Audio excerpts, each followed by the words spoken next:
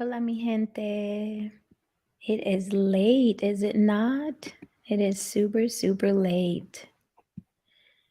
All right, guys. So I'm not camming up. It's really, really late, and I don't really feel like having bright lights in my face at all this evening. I'm kind of chilling in my PJs, my Nightmare Before Christmas PJs. So not about to cam up, but you guys know what I look like, and you will see my face tomorrow. This stream was kind of impromptu. Hi, Benjamin. Well, you're no longer alone. Now you're here with me. See? All right, guys. So welcome whoever's up right now. Hi, Ty. How are you? I'm actually doing this stream tonight for anybody who's alone and wants to hang out for a little bit. Okay, it's gonna be a little hokey. I am gonna read you guys a poem. It's gonna be a little hokey. But after I read you guys this poem, and just so you know, I don't celebrate the holidays. No, I don't have any childhood trauma. No, I'm not broke and can't buy gifts. It's just not my thing. But if it's your thing, that is totally okay and super, super cool. I wanted to do this stream tonight. For anybody who's alone and surfing the net, we could kind of hang out for a little bit. I do want to read you "'Twas the Night Before Christmas," even though I don't celebrate Christmas. I thought it would be cute. I've always liked the poem. And then I want to get into why people feel down on Christmas and why they should not. Okay. And hopefully, some of the things I've used in my life to not feel what they call the Christmas blues, maybe I can share them with you. And you can use them, moving forward. But just for fun, let us all gather together for "'Twas the Night Before Christmas" by Clement Clark Moore. I told you this was going to be a little hokey, but what else are you doing right now? 'Twas the night before Christmas, when all through the house not a creature was stirring, not even a mouse. The stockings were hung by the chimney with care, in hopes that St. Nick soon would be there. The children were nestled all snug in their beds, while visions of sugar plums danced in their heads, and Mamma in her kerchief, and I in my cap, had just settled down for a long winter's nap, when out on the lawn there arose such a clatter, I sprang from the bed to see what was the matter. Away to the window I flew like a flash, tore open the shutters, and threw up the sash. The moon on the breast of the new fallen snow gave the luster of midday to objects below, when what to my wondering eyes should appear but a miniature sleigh and 8 tiny reindeer, with a little old driver so lively and quick, I knew in a moment it must be St. Nick. More rapid than eagles, his coursers they came, and he whistled and shouted and called them by name. Now, you guys know this part. Now Dasher, now Dancer, now Prancer and Vixen, on Comet, on Cupid, on Donner and Blitzen, to the top of the porch, to the top of the wall. Now dash away, dash away, dash away all, as dry leaves that before the wild hurricane fly, when they meet with an obstacle, mount to the sky. So up to the housetop, the coursers they flew, with the sleigh full of toys, and St. Nicholas too. And then in a twinkling, I heard on the roof the prancing and pawing of each little hoof. As I drew in my hand and was turning around, down the chimney St. Nicholas came with a bound. He was dressed all in fur, from head to his foot, and his clothes were all tarnished with ashes and soot. A bundle of toys he had flung on his back, and he looked like a peddler just opening his pack. His eyes, how they twinkled, his dimples, how merry! His cheeks were like roses, his nose like a cherry. His droll little mouth was drawn up like a bow, and the beard of his chin was as white as the snow. The stump of a pipe he held tight in his teeth, and the smoke it encircled his head like a wreath. He had a broad face and a little round belly, that shook when he laughed like a bowl full of jelly. He was chubby and plump, a right jolly old elf, and I laughed when I saw him, in spite of myself. A wink of his eye and a twist of his head soon gave me to know I had nothing to dread. He spoke not a word, but went straight to his work and filled all the stockings, then turned with a jerk, and laying his finger aside of his nose and giving a nod, up the chimney he rose. He sprang to his sleigh, to his team gave a whistle, and away they all flew like the down of a thistle. But I heard him exclaim ere he drove out of sight, Happy Christmas to all, and to all a good night.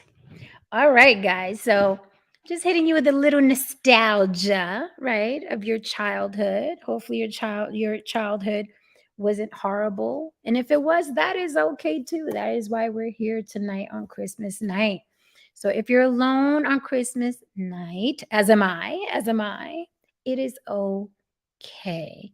You are watching or listening to On the Block with Jen. Okay, you guys know you can find me on all social media platforms On the Block with Jen. Now, I did say I was going to start off hokey. Thank you, Ty. So I wanted to talk about, and you guys, I'm not going to be on here long. This was on my heart to do, and that is why I'm doing it. But you guys can come up if you like. I will drop the link if you want to share something tonight.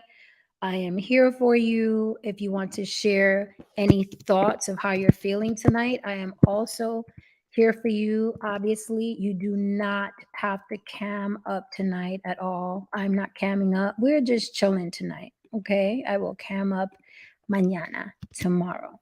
So I dropped the link. It's there. No pressure. If you want to come up and discuss anything, share anything, how you're feeling or whatever, or you could just say it in the chat. So I want to get into um, what I'm feeling tonight. And you can tell me how you're feeling tonight. Christmas used to be hard on me when I was younger. I used to celebrate my childhood was very, very traditional. Trees, coquito, arroz con gandules, all the trimmings, big Puerto Rican family, kids, nephews, nieces, grandmas, you know what I mean? Moms, dads, very, very traditional. Um, I didn't have the most functional family. There was dysfunctional parts like a lot of families. So I became cynical of the holiday and I was kind of like, well, it's just a tradition and something we do annually. It's whatever, I'll participate. Then you get older, you start making your own money, you move out, and then you start living your own life and start, your own traditions. Now, I have a daughter, and when she was younger, I did the tradition. I upheld the tradition, did the Christmas stuff. And then maybe in my late 20s, I was like, this isn't for me anymore. It's not really my thing. I'm not religious. I didn't see the need to celebrate Jesus' birthday. So I was like, this is just not for me. And I started feeling like I was forcing myself to do this tradition, right? Now, some people enjoy Christmas. They love the lights and the trees and the eggnog and the cinnamon smells and the candy canes. And it's a very, very festive holiday. It's a very appealing, aesthetically appealing holiday. A lot of people are in a good mood. That's why I like the holidays, because a lot of people are in a lighter mood, right? But we can't forget that this brings up a lot of sadness for a lot of people. There's a whole other side to Christmas where they even call it Christmas blues, right? Now, if you're with your family tonight and you're just like on a late night scroll by, hey, Merry Christmas to you. But I just wanted to come and kick it. So I like Christmas for, the kind of like the vibe and the aura that's in the air. And I love fresh white snow. I'm on the West Coast now, but I'm a New Yorker, born and raised. So I love the fresh white snow and I love Rockefeller Center and the lights and the glitter. It's a very, very pretty holiday. But there's a flip side to it. I stopped celebrating maybe in my late 20s. I was like, it's not really for me. It's not my thing. And I know a lot of people say, well, what about the children and the gifts? What about you're depriving the children? My love language is gift giving. So I do that all year long, right? Like if I have a friend or a family member or my child, I can be in the mall and I'll be thinking, oh my God, she would really like that item, right? It doesn't have to be her birthday. It doesn't have to be Mother's Day. I like giving gifts, right? So I give gifts whenever I feel like it. So if you're in my life, no one in my life is going to be deprived of gift giving. And what about the children? And it's Christmas. People make it sound like Christmas is the only time, right? That a child can be deprived, right? And I'm like, no, you can give gifts all year long. Anyone in my life is not gonna feel like, oh my God, bummer, no Christmas gift when they get gifts, randomly, which I think are a lot more thoughtful. So I'm just not into it. But if you are, respectfully, again, Merry Christmas. I hope you enjoyed your family. I hope everything was cool. Right.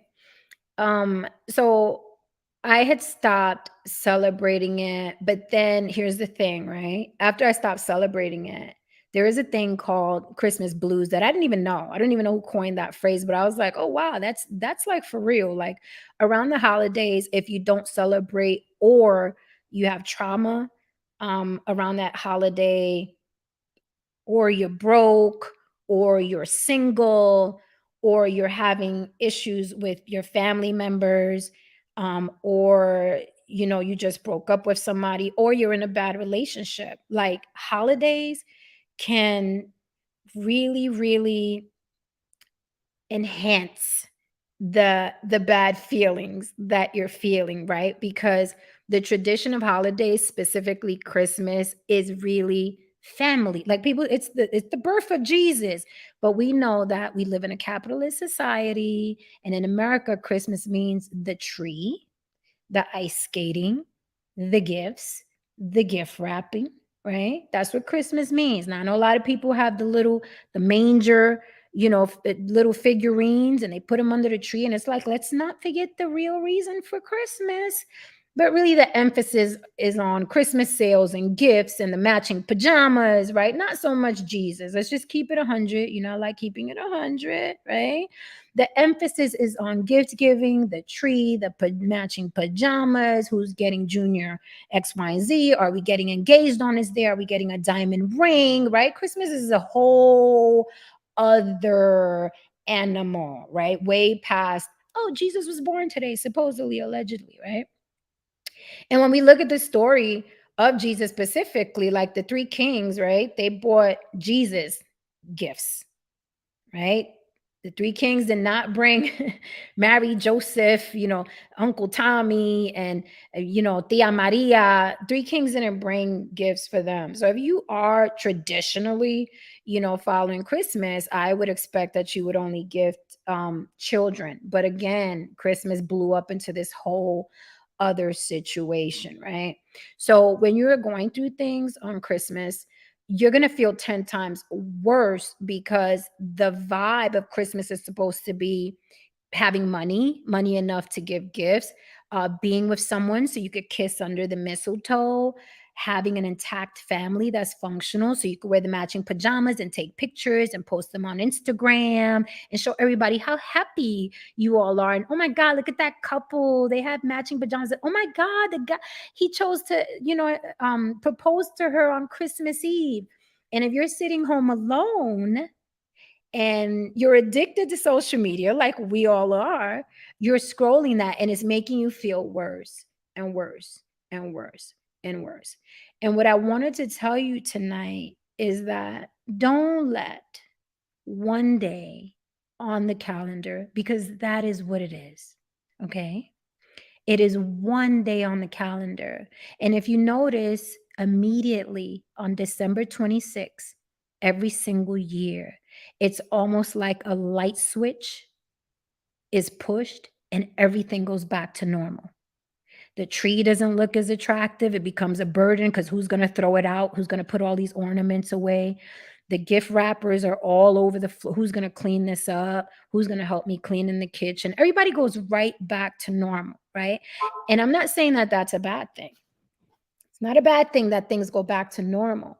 However, it is and it is an illustration of, it was just a day. No, December 25th, Christmas was just one day.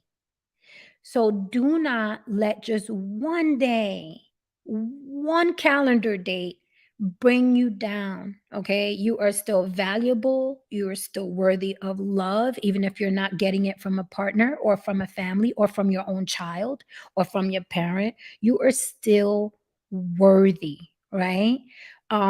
Just because you share DNA with someone doesn't mean that you have to tolerate toxicity, doesn't mean that you have to tolerate abuse.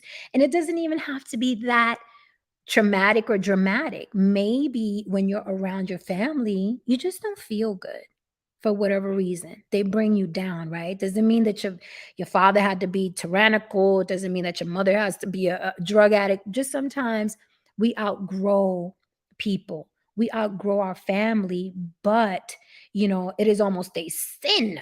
It is almost a sin to not stick with family because you share DNA.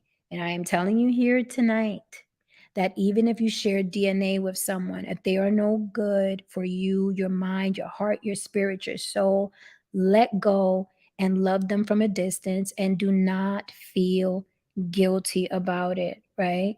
Because family means a lot more than DNA. And I'm sure a lot of us can say, hey, um, I've had this friend be there for me more than my family. I've had this cousin be there more than, or my coworker, or somebody I met online is more supportive than my own brother or my own sister, right? So look for family where you feel good, right? Look for family where you feel good. Now, if that's the people that you share DNA with, then that is where your family is. But if it's with a friend or a partner or a husband or a boyfriend, right? Then look for family there. Now, if you have none of that, let's say you have none of that, okay, then it is imperative that you learn to love on yourself. And it sounds cliche and it sounds easy, but it is not easy to love ourselves. It's just not easy, right? Because we're constantly poking at ourselves. We're not looking like this. We don't have this much in the bank. But look, by this age, everybody has this amount of money. By this age, people are married and have 2.5. By this age, and oh my God, I should be skinnier than this. Why can't I lose this weight? And oh my God, I should be more toned. Why my arms are flabby? My ass is flabby, right? We're constantly poking on ourselves, but it sounds good to say, just love yourself first, right? People say that, but it is seldom easy to do. So if there's nothing else, right, in your life or any person that you can look to, go in the kitchen, turn on some Luther Vandross, Never Too Much. Cook yourself a dinner. Start with little things. Cook yourself a dinner. Turn the radio up, like turn the world off, whether it's Christmas or Valentine's Day or Easter. If you're not in a position where you can have family around you or friends, right? Throw the music on, throw on something cute, like learn to love yourself. That way, when people come into your life, if they're not loving you the way you're loving yourself, it's easy for you to see red flags, right? Um, Thank you, Ty. You're my family too. That's why I was sad when you left. I was like, oh my God. Happy birthday, Tyrone. I'm not trying to kill your birthday. This message is for people that are alone tonight because a lot of people are alone tonight. They are. So this message is for them. This was on my heart to do. So, learning yourself, I'm sorry, loving yourself and learning yourself actually, but loving yourself, it's a daily thing, right? It's more than a cute phrase on a meme, right? It's more than a cute phrase on a candle. Learning to love yourself is an everyday thing. Like you have to forgive yourself and be gentle with yourself and understand that, life is a journey. It's not a destination. It is a journey. Some years are going to be great for you. Some years are going to be bad, right? Some years are going to be awesome. You're going to be in love, and some years you're going to be heartbroken. It's a journey.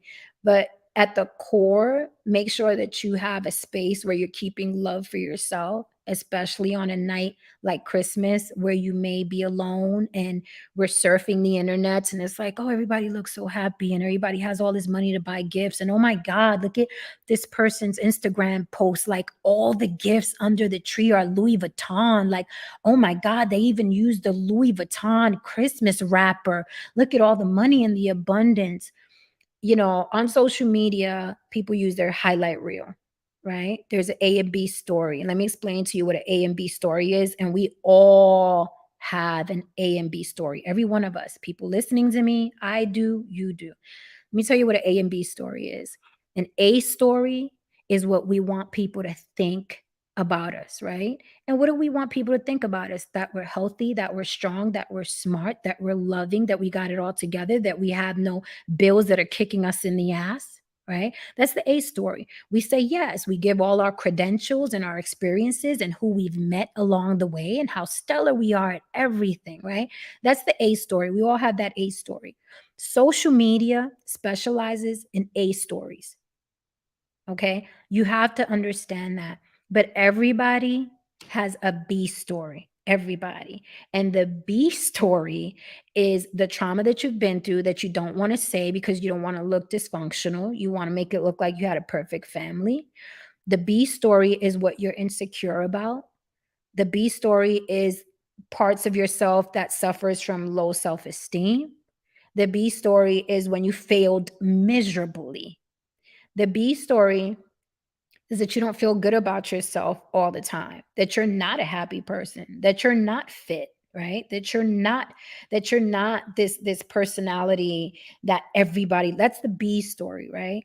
So keep in mind that social media specializes in the A story, but all those people you're looking at online, including the guy that posts all the pictures with the Louis Vuitton Christmas wrapper and the Prada bags and the Gucci bags, that person has a B story. You just don't know what it is, right? Everybody has a B story. So in order to come back to reality and bust that bubble that you think everybody's in and their life is so perfect, tell yourself, I have a B story, but so does this person I'm looking at. My marriage may not be intact, but this happy couple that just got engaged, they have a B story as well. Everybody has a B story. So we have to get out of feeling bad from images and stories because on social media, those are just stories. Those are just stories. We don't know the truth behind it. We don't know the B, we just know the A. So I want you to keep that in mind when you're alone tonight. Understand that Christmas is literally 24 hours. Tomorrow, everything will go back to normal, right? No one's gonna give a damn. The kids are gonna be playing with the toys that they got. You know what I mean? People are gonna move forward and be like, okay, let's try this marriage thing now that we got engaged. But you think they're gonna be happy forever? They're gonna have their issues, their highs and their lows, their ups and downs, right? The very next day, life really goes back to normal. It's almost like Cinderella at midnight. Like everything goes back to normal. So don't feel bad that you're alone tonight. It's literally a couple more hours till tomorrow. The whole world will go back to normal. But I don't want you to feel bad or have FOMO because you're a whole person. You're a whole human being. You have a mind, a heart, you have desires. So you don't need anything outside of yourself for happiness in reality. Like people should be adding to your happiness, right? And that's why I say if you're feeling down, maybe you could use this for next Christmas, or maybe Valentine's Day is around the corner. You're going to be feeling this way on Valentine's Day because all the girls and all the guys are going to be posting all their gifts and their flowers. And you're going to scroll by pictures of girls that have 50,000 roses in their hotel bedroom and the roses on the bed because they date a celebrity. You're going to scroll by men who received a new Mercedes Benz from his wife with the big bow on it, right? This is going to happen again on Valentine's Day. And that's why I say it's important for you to practice loving on you. It may sound hokey, it may sound tacky, but if you traditionally, right, celebrate holidays, I do not. But if you traditionally celebrate holidays, Valentine's Day, Christmas, Thanksgiving, things like that, make sure that you have a plan for yourself so the holidays don't catch you slipping. If you're going to indulge in the holidays, which is great, but you're a person, right, that's going to be alone, plan for it. Don't let the holidays sneak up on you and then you're sitting home tonight like, damn, I ain't got nobody. I ain't got no dinner. I don't got no lover. I can't have fun with this person. There's no card games. There's no Monopoly with the family, right? Don't let the holidays catch you slipping. Have a plan for yourself. Say, you know what? Next Christmas, I'm going to go travel, right? On Valentine's Day, I'm going to cook a meal for myself. And if I have friends available to come over, great. If I don't have friends to come over, I'll just cook less. But I'm going to get dressed, cook myself a dinner, turn the radio all the way up, and I'm going to enjoy my time. But this happens every single year. I don't indulge. I don't do the Valentine's Day, the Christmas, or whatever, but that's me. I'm different. No one needs to be like me or vice versa. No matter what it is that you subscribe to, make sure that you're putting yourself first, right? Put yourself first. It's no different than the airplane. When the oxygen mask comes down, you have to put it on yourself first before you save other people. What's up, necessary evil? Yeah, a lot of people are alone tonight. I do want to acknowledge some of the comments because I'm not, I didn't come up tonight to talk at you. I appreciate you guys being here. Benjamin, I see you're alone. You're not alone now. Ricardo says, I'm alone and happy. That's good. Marcus says, I'm alone and not happy. Well, I hope some of my words helped you, Marcus, because happiness is a choice. As hokey as it sounds, happiness is a choice, okay? Make sure that you're making yourself happy. What's up, Haran DeMarco? Happy holidays. Tuco said, nope, I got 40 Puerto Ricans in my house. I remember those days. I remember those days. What's up, Anthony Jones? What's up, Za Mendel, Tyrone Church? I want my vision back. Yes, social media is a big front fest for sure. Patricia says, sometimes removing a relative like your mom can lead you to a happy, peaceful, fulfilled life. Absolutely, Patricia, absolutely. DJ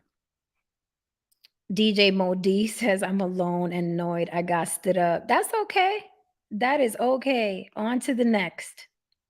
On to the next. Guys, so I want to stress happiness is a choice. I want to go back to what Marcus said. He said, I'm not alone and I'm not and I'm and not happy. Marcus, you should have been getting your little sip on if you drink, playing some Luther Vandross and some Earth, Wind, and Fire up in there. Okay. There are ways to make yourself happy. Watching your favorite movie from when you was a kid or an adult, that helps. Getting your little sip on. You ain't got to be with nobody. Okay, you get yourself a bottle of champagne. It's shocking when you ask someone, if I ask you, who do you love? Give me 3 people that you love, right? If I ask you guys that right now, like give me 3 people that you love, just throw it in the chat.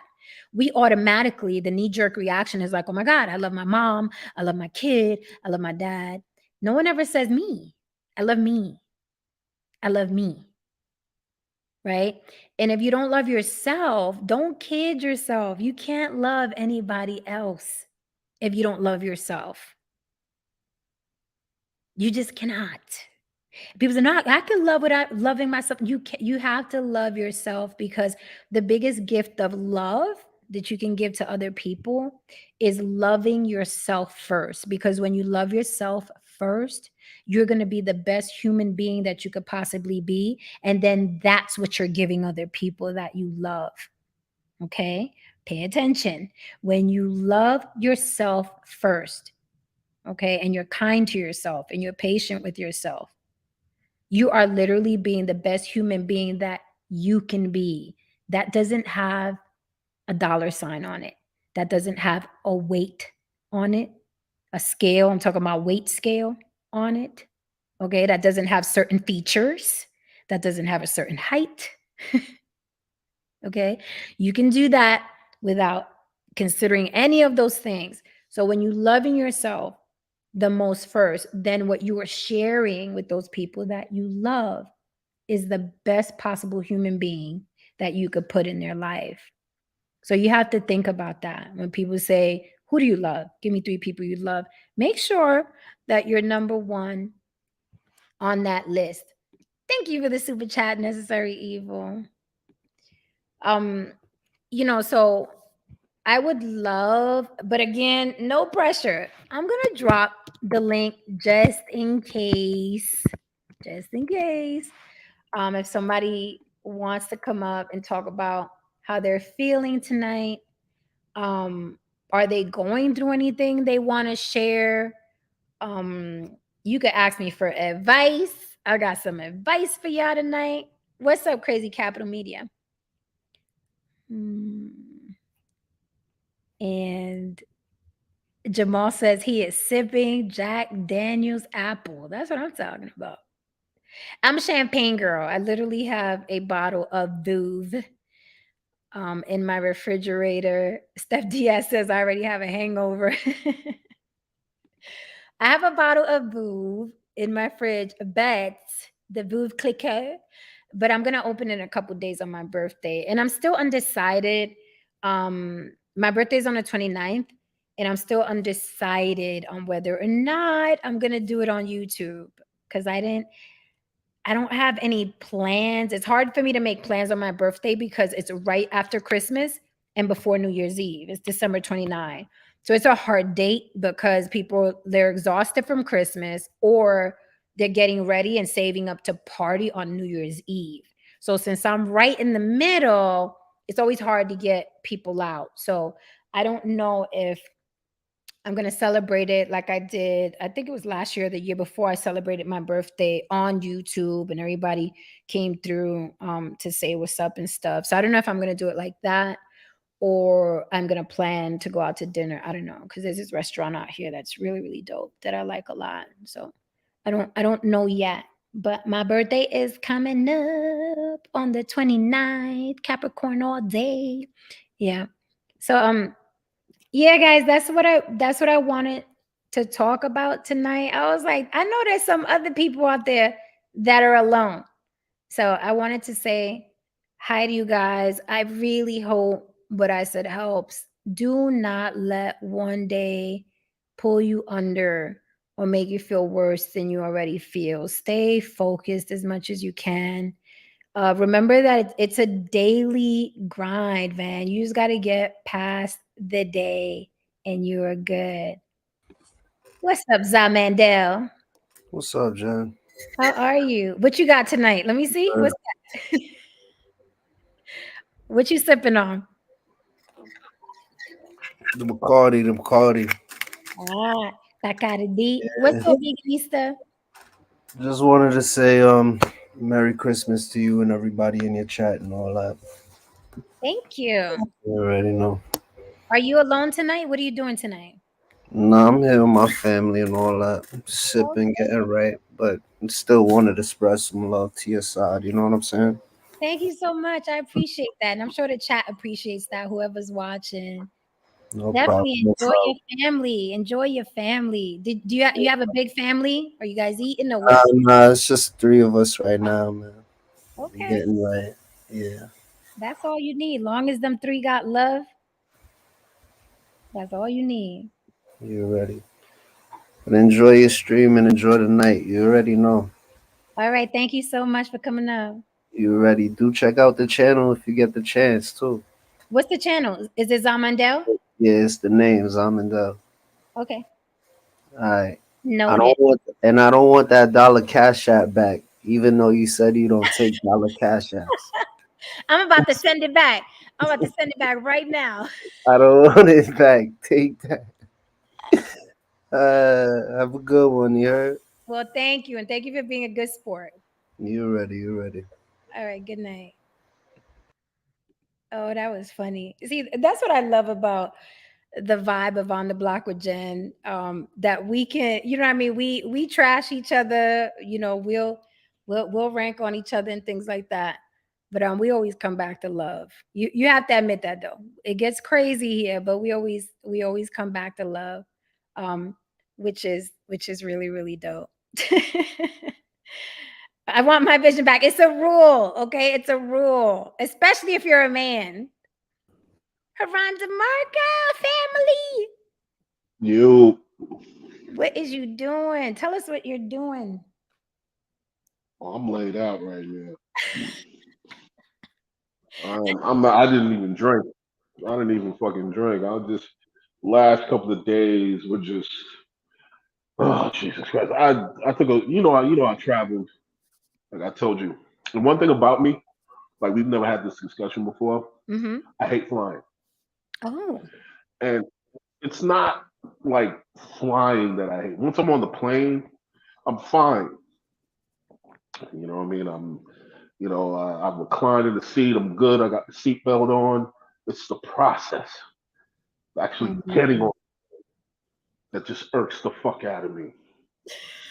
And it's just the screaming people, the running children. I mean, if there's any place worse than the DMV, it's a fucking airport, especially Really? during the holidays. Oh And yeah. it's just a fucking madhouse. You know what I mean? And all this noise or whatever. Yeah, I'm pretty much the swole Grinch. Like it's just too much. You know what I mean? And then I think they canceled our flight. I Ah. believe. But yeah, they canceled our flight Friday. Then another one wasn't leaving until like Christmas Eve, like 6 p.m. Mm-hmm. And it finally comes around. We get we were about to board the plane, and they tell everybody, okay, everybody get off. They Uh, just tell us to deplane. I'm like, yo, what the fuck is going on? We had to wait like 10 minutes for someone to tell us what the hell happened. It was a water main break, yeah.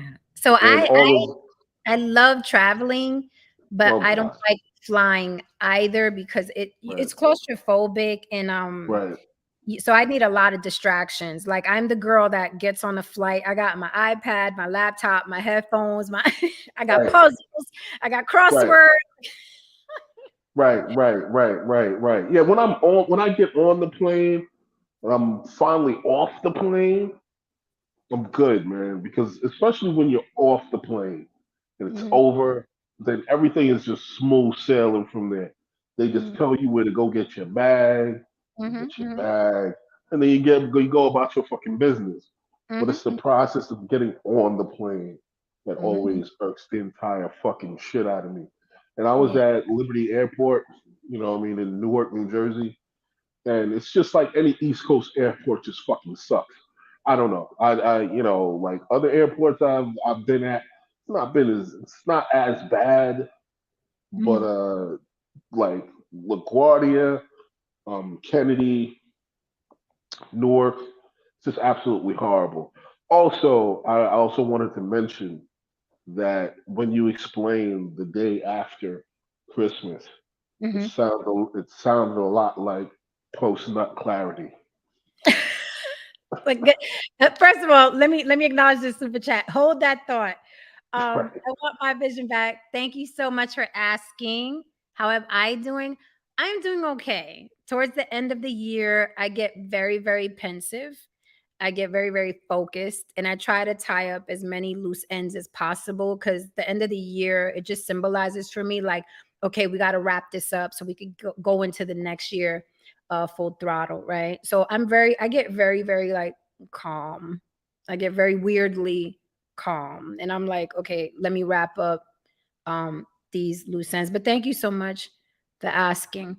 Haran DeMarco, I love that comparison. Can you explain post nut clarity so people understand that tomorrow, after Christmas is over, what that's going to be like?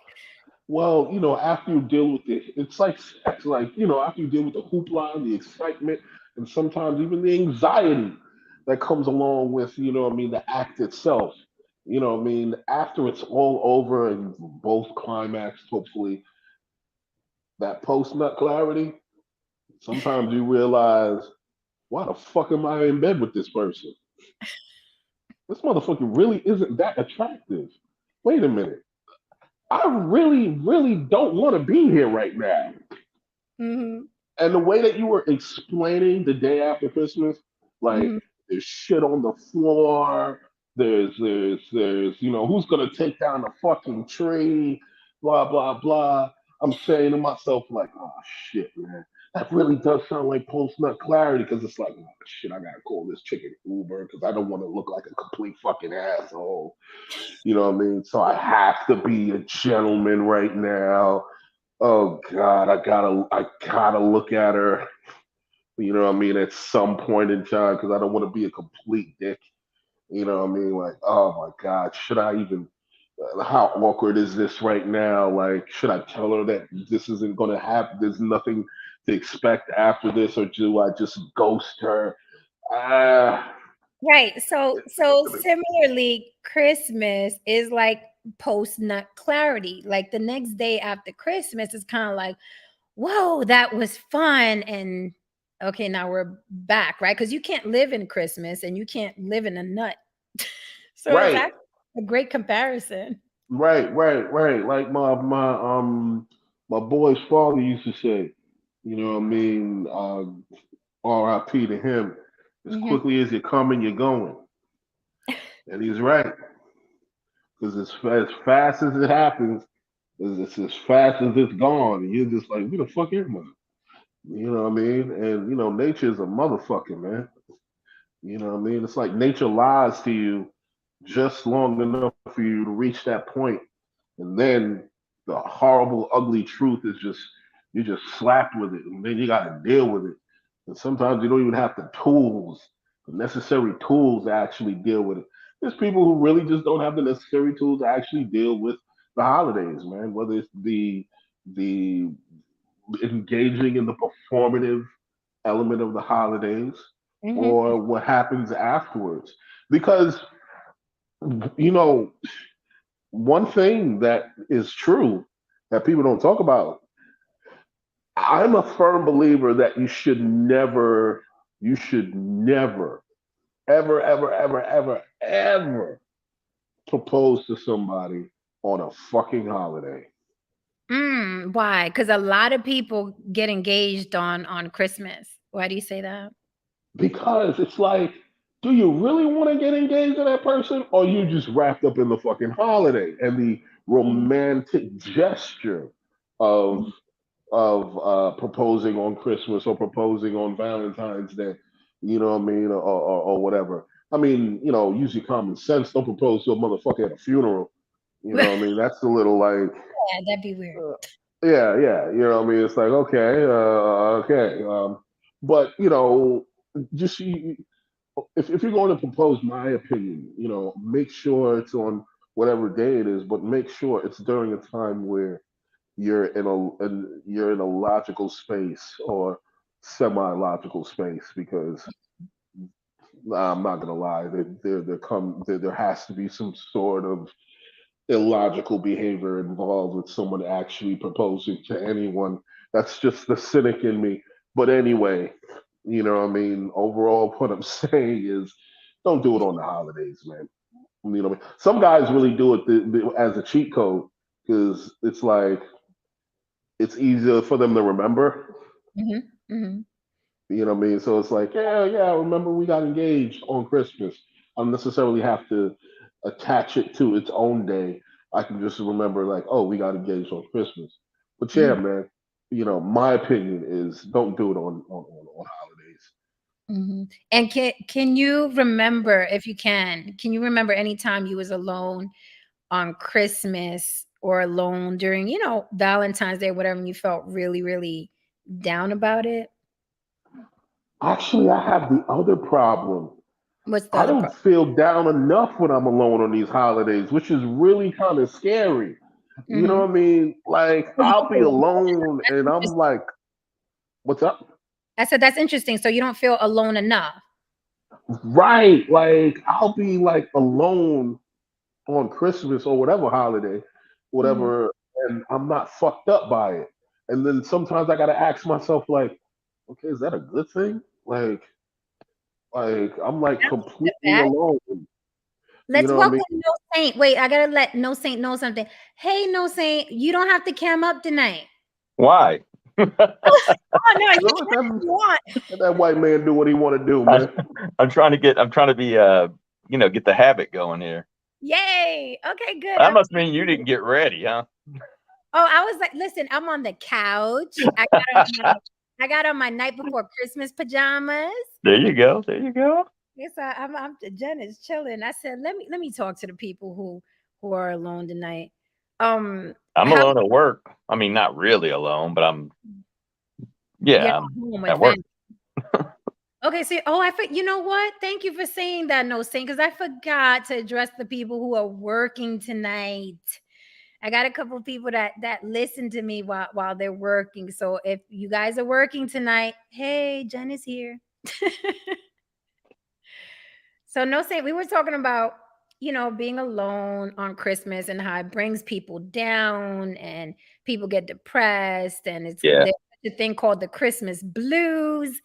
And I was talking about how on the 26th, December 26th, it's almost like Christmas never happened. Everything goes back to normal, kind of like a time warp almost, where it's kind of like the focus is who's getting rid of this tree, who's taking all these boxes out to the garbage, the kids are playing with the games in the room. Life goes back to normal. And Haran said it's like post nut clarity.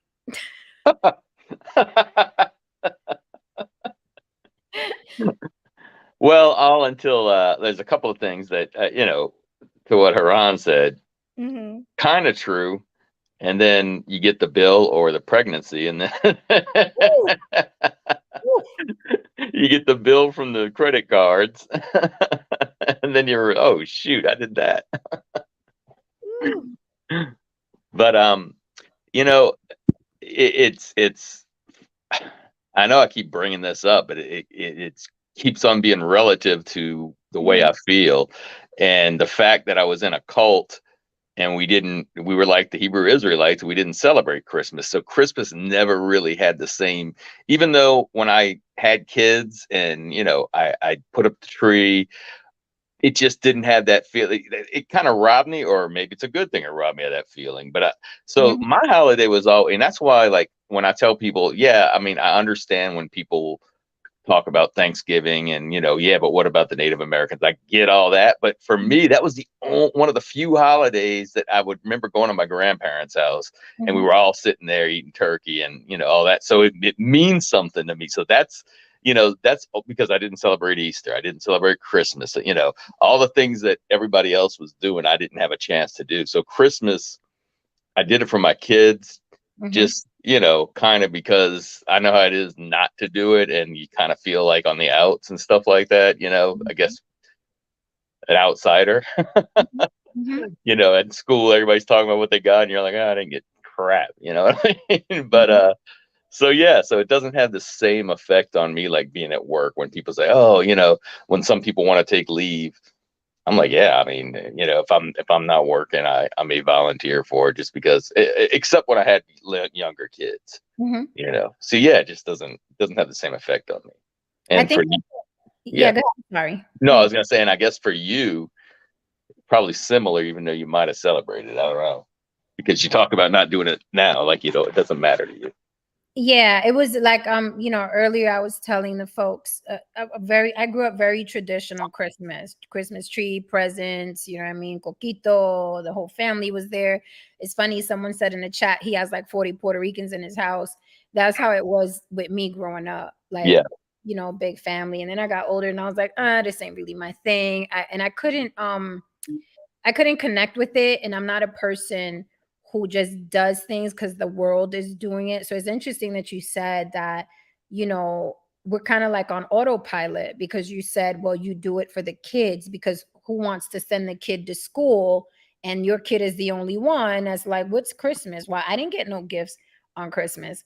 So I'm really adamant, like, you know, with my kid or my grandkids or whatever, to explain, like, well, this is why I'm not into it. This is what it should mean. This is what they told us it's supposed to mean, but this is what it means now.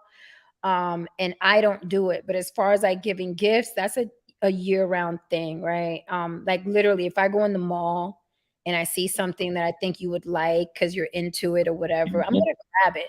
I'm just Yeah. gonna grab it and be like, hey, I thought about you when I saw this.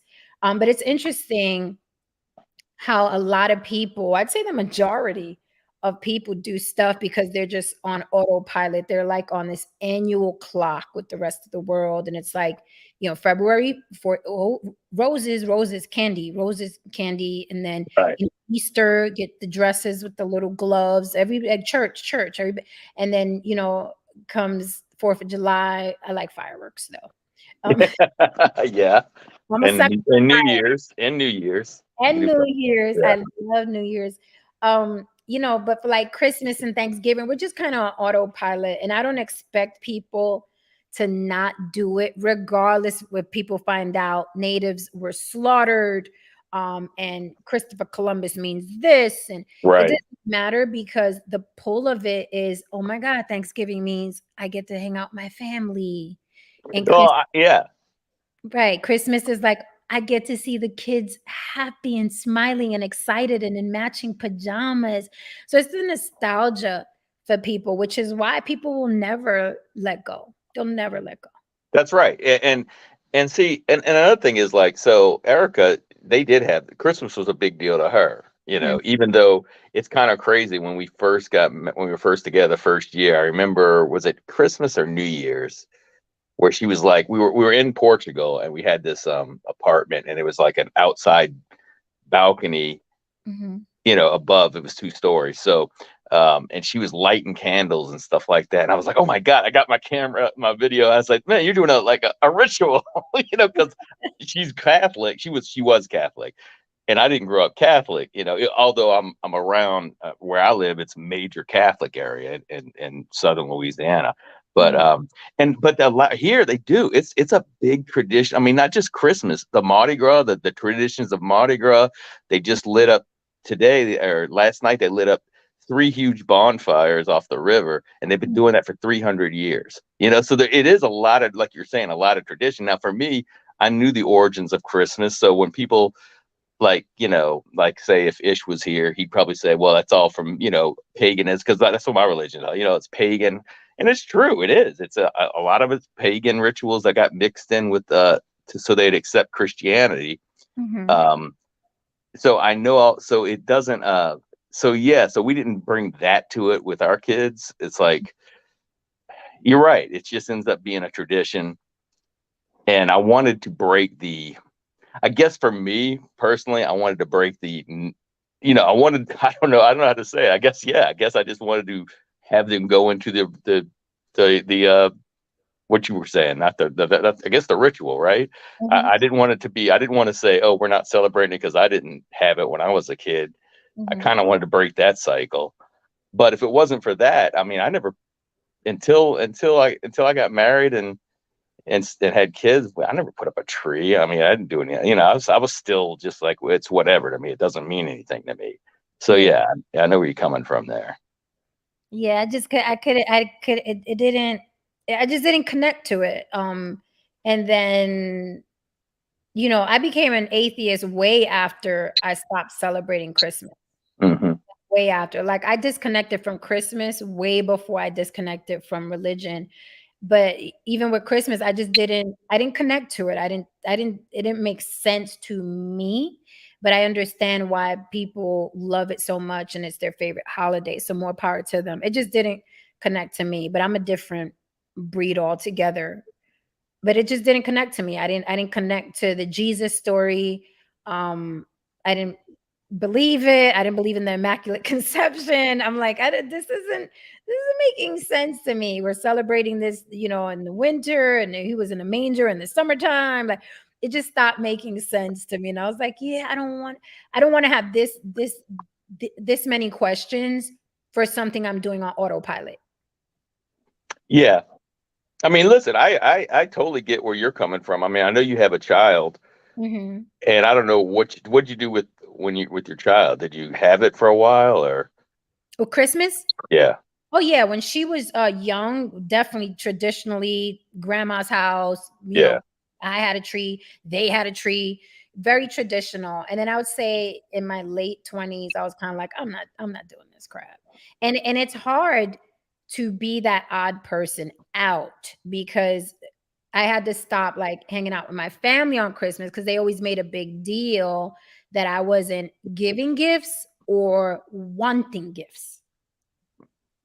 So it was always kind of like I'm in there. There's a family of like 20 Puerto Ricans in the living room, and I'm just standing there watching people interact and open gifts and get gifts. And I'm like, really, don't get me anything on Christmas. Like, this is in my thing, but I'll be here to support you. But, a lot of times people are like, oh, it doesn't, I accept everybody, whether you do something, whether you don't do something, it's okay. It's easier said than done. People say they accept you, but do you really accept someone who has different beliefs? yeah. I get that. Yeah, I totally get where you're coming from, and I'm kind of I'm in the same. I'm a little bit in the same boat as you, as in like I never like once I got out of the cult, it took me a good 7 or 8 years. I started dipping my toe into like I started seeing, stories about the Egyptian, the where some of the stories came out of Egypt, some of the stories came out of different parts of the world, a little plagiarized Christianity I'm talking about. Mhm. And then I just started watching. I was always interested in science and evolution and stuff, but I was never really allowed because, pressure. I'm talking about myself. I never would allow myself to really dig into it because, the indoctrination I had in me. But probably around 29 or 30, it took me a while to bring it to my mom's attention. I was really scared about that. And I held a lot of that. Um, it was really rough when I go visit because she's now, believe it or not, she's I found out like I think last in Thanksgiving that she kind of calls herself agnostic, which that was a huge step. She was she was Oh. a big time Christian, and then after she left the cult, she even was like almost in that evangelical circle and stuff. Mhm. And so I always had that. I had a friction when I'd go visit because I felt like I couldn't be myself. And finally, I talked to her about it, and she accepted it pretty well. And I was like, oh, that was easier than I thought. I was putting that pressure on myself. But anyway, make a long, I don't want to go through all that. Mhm. But yeah, so it was around 30 something. But sometimes you think you're over some of the damage that your beliefs you had. And then, I do kind of think when I think about it, when I hear you talking about, and sometimes it's just because, I mean, there is a Latino families are more like that. I do think I missed out on those big family things, but I don't know if that's more cultural anyway. Mhm. Uh, you know, because I hear that and I'm like, man, like, cause when I would go like to visit the in-laws and stuff, and they would rent out a finca and just everybody getting together. And I'm like, this is a lot more fun than my family.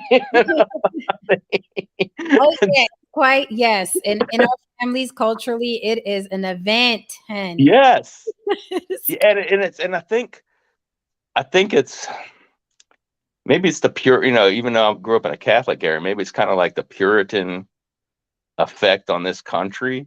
And Mhm. maybe it's because we can afford to be individuals. Like, Mhm. we don't have to rely as much on the family. Some Mhm. of us, the white people, because of white privilege, I'm sure. But I'm just saying it because even though I noticed that even with the black community, they seem to have that family Mhm. cohesiveness, Mhm. and so when I hear that, I'm like, God, man, I wish my family were like that. I know some of my cousins, but not really. You know what I mean?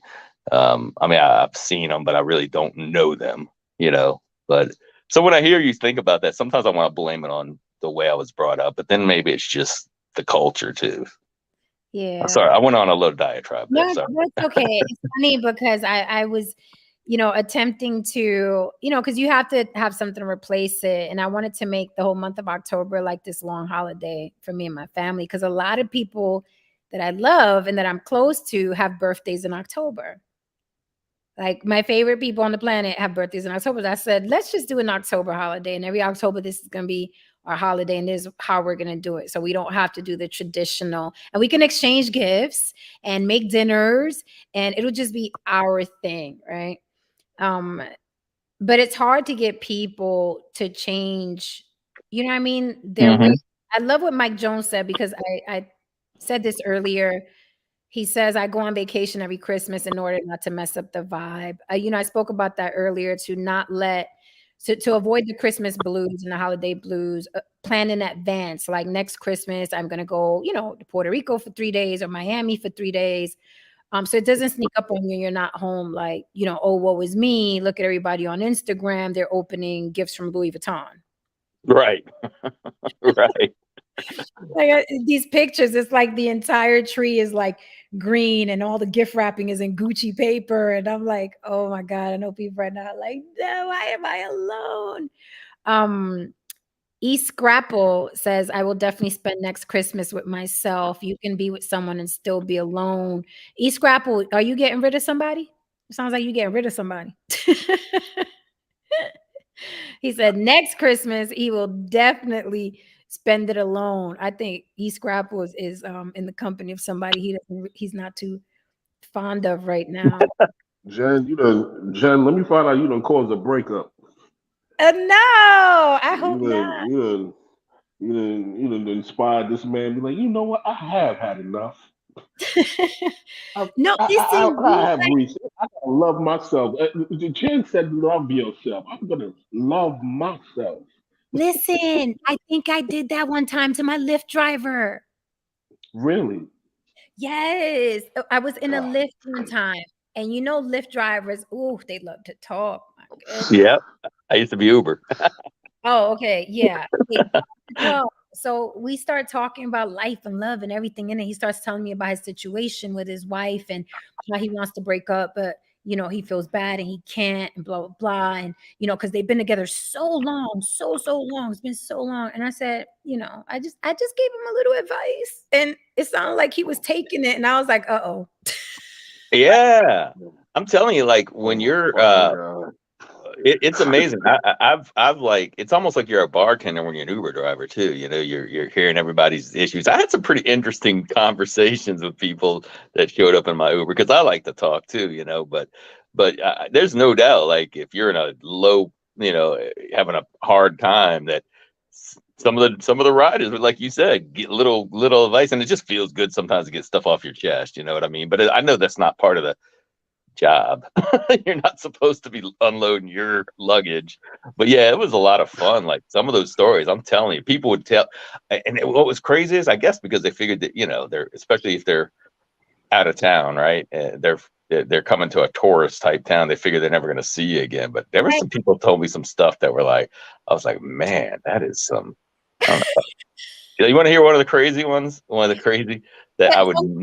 Well, let me tell you this. One of my best friends on the planet back in New York City is a yellow cab driver. And the stories that he told me, I'm talking about everything from couples and women inviting him upstairs, to people having sex in his car, to people throwing up. Like the stories that man had about that yellow cab. So go ahead, and then I'm gonna tell you the advice I gave my Lyft guy. That he's probably divorcing. It's real funny. Tristan! I mean, I've done that before. Hopefully it's not in the cab with a guy. That's your friend. I did that one time before. I did do it one time before in the back of the cab. Y'all some heathens. Well, a co-worker. I mean, I tell you what, I had one lady asked me if I want to come smoke weed up in the hotel. Of course, my job, I couldn't. I might have taken her up on it, but I couldn't. Right. I did have one. I have a lady gave me a number, but that's not a big deal. That happens to a lot of good-looking guys. I'm just telling you, I did have one offer. I had a young guy, gay guy, asking me if I wanted a blowjob, and I had to deny him twice. Yeah. I had to deny him twice and say thank you. And then as he's walking away, he's giving me puppy dog eyes as he's walking away. God. But Oh and my then I had God. one couple get in the back, and they were, I don't think we'll ever do that again. Da, da, da. And then finally the lady tells me, yeah, we just went to a swingers club, and they start talking about like the craziest thing I ever had somebody tell me. And I'm glad he told me and not somebody else, because I'm kind of, I could hear a lot. And you got to realize, like in New Orleans, there's a lot of sexual things that go on there, right? I mean, it's a lot of, they have decadence day down there. They have a tough. Well, anyway, this guy gets in my car. Deviant shit. Yeah. So this guy gets in my car, and he starts saying like how he's straight. He has 2 gay friends, but they don't understand that he's straight because he likes chicks with dicks. Okay. And I said, huh. I was like, well, yeah, I guess I can understand where you're coming from. I mean, you don't like guys, you like guys that look like women, but have, I understand that the mind is interesting when it comes to sexual turn-ons, right? So he's basically saying, and they're saying, basically, I don't know if they were offering up, a situation. He was like, no, thank you, I'm not gay. I just like chicks with dicks. Look, listen, man. One He's of my gay. boys, He's gay. one of my boys, he used to work at a hospital, and he said most of the nurses were having sex with the gay guys. And these guys were effeminate gay guys. And them Oh, chicks was just busting it open for Twan and Blaine, man. Yeah, they was busting it open for them. You know what I mean? Not those bisexual, masculine gay guys. You know what I mean? Nah, those the feminine dudes that the girlfriend, the gay guy, yeah, they was busting it open for them. So it's just like, yeah, I love yeah. this. I love this idea here. Mike Jones said he's been doing it for 3 years now, planning ahead for Christmas time. It's perfect. I have a woman who is in the same situation. Nice hotel, sex, NBA, NFL, and good conversation. And back home you That go. sounds great. I love that. That sounds wonderful. Pause, pickety pause on that. Jen, going back to what you're saying.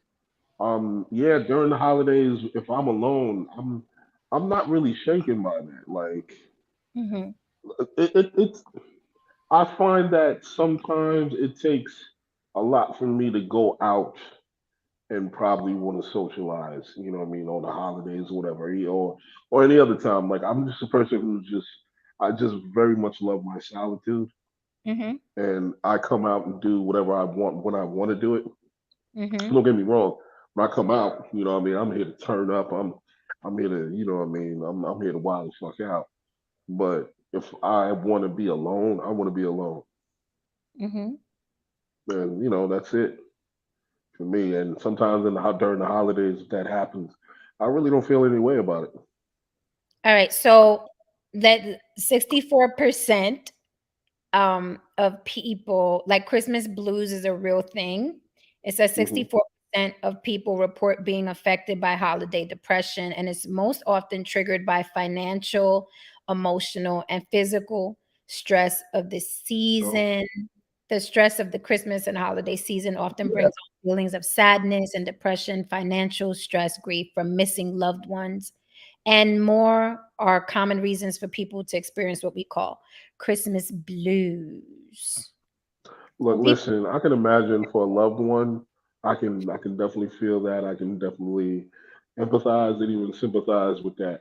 Now, when it comes to financial, I hope y'all not stressed out because you ain't got no money to buy nobody presents. Look, they'll be okay. If Yeah. that's the fucking problem, they'll be okay. You know what I mean? I'll be the first one to tell motherfuckers, yeah, I know y'all ain't getting shit this year, right? I'll let I you know tell that by everybody August. it's coming next week. It comes. You'll know by August if anybody getting the goddamn thing. I don't wait till December. No, you'll know by August if anyone is getting the goddamn thing. You know what I mean? I You like know to what? plan ahead. And This is what always confuses me, or not confuses me, just makes me realize that there are a lot of people with a lot of money, because I'm thinking to myself, who in the hell's buying their spouse or girlfriend a freaking SUV Escalade? I'm like, who's got that kind of money? I know there's They money don't out have here. that money. They don't have that money. It's all on They got loan, that No, right? credit line. Yeah, yeah, yeah. no. There's money out here, Tristan. It's just like a lot of people don't know those people. You're right. Right. There's money out here for real liquid money. It's just that a because lot of because those my whole people don't thought be is on this. Instagram. This is my thought. Okay, I know. I'm in my head. I'm thinking, if I bought someone I care, my love or whatever, my wife or whatever, if I bought her a Escalade, I'm gonna be paying for that thing for 6 years. I'm not buying a gift I'm paying for 6 years. Right. Because you can't give it to them and then say, "Oh yeah," and the note will be in next month. Yeah, Listen, a lot of people in the hood do it all the time. They're like, "Listen, I was girl, just about I to say bought you this that. Mercedes. The note and the insurance will be here next week, and that's all yours." Like, how a gift turn into a bill? That's crazy. Right.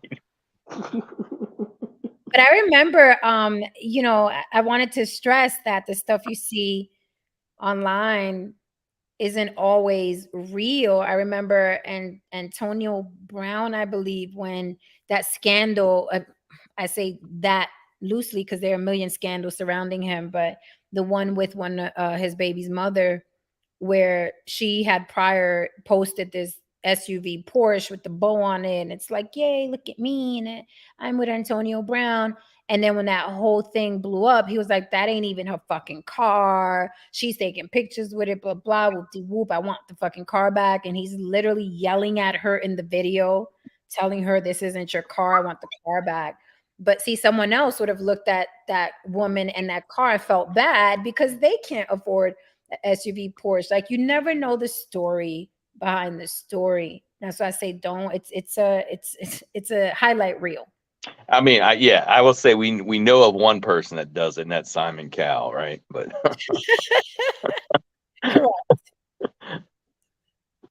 Correct. yeah.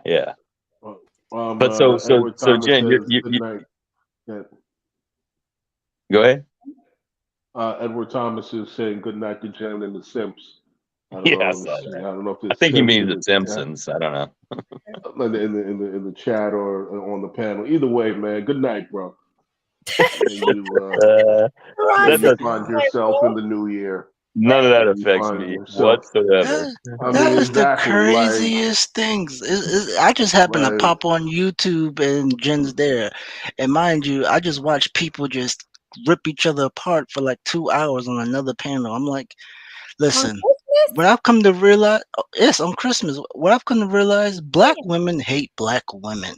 I Ooh. never seen the most colorist thing I had ever seen until I was on that panel. Well, watching the panel, I wasn't on it, but like they're like, "Oh, you dark monkey looking B word." I'm like, "Whoa!" I'm oh, it like, gets vicious. when yo I'm like, black women hate black women. It feels like at times. That's a Like topic. I've seen it. it all come out when somebody starts arguing. Topic. Topic for another day. Everything's topic. So let me tell you really quickly, when I got in the lift that day, the guy was basically telling me about his strained marriage, but he's gonna stick, he's gonna stick in there because they've been together for years and that's just how life is, blah blah. And I was like, no, actually, You're no. cheaper to keep her. I was like, listen, I was like, people have a hard time letting go of people that they've known for years, but you have to realize that life is a journey and you meet people and you stop knowing Oh people. God. You go through Oh different phases in God.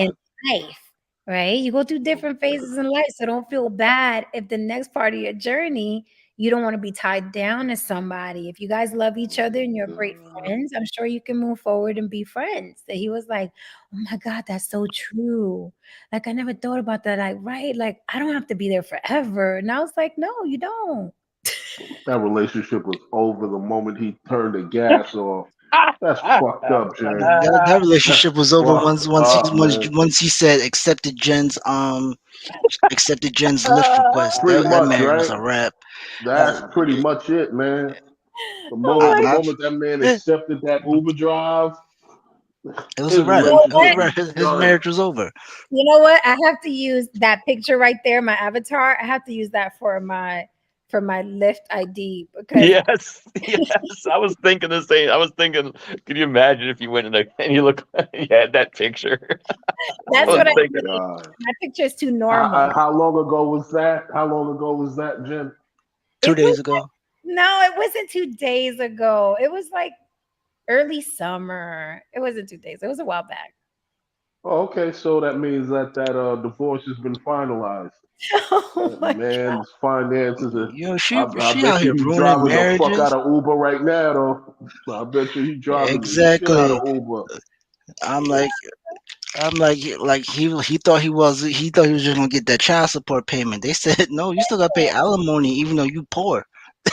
Listen, I was just giving him an example of my experiences. That's You just I'm pretty you just sure. need to tell him, can you afford a divorce? That's what these men need to understand. Can you afford the divorce? If you it. can't Ooh, afford it, don't do it. that's a great question Look, for people who are getting married. Jen, the only thing that you did was basically give that man what you thought was practical advice. Like the devil. The devil does it all the time.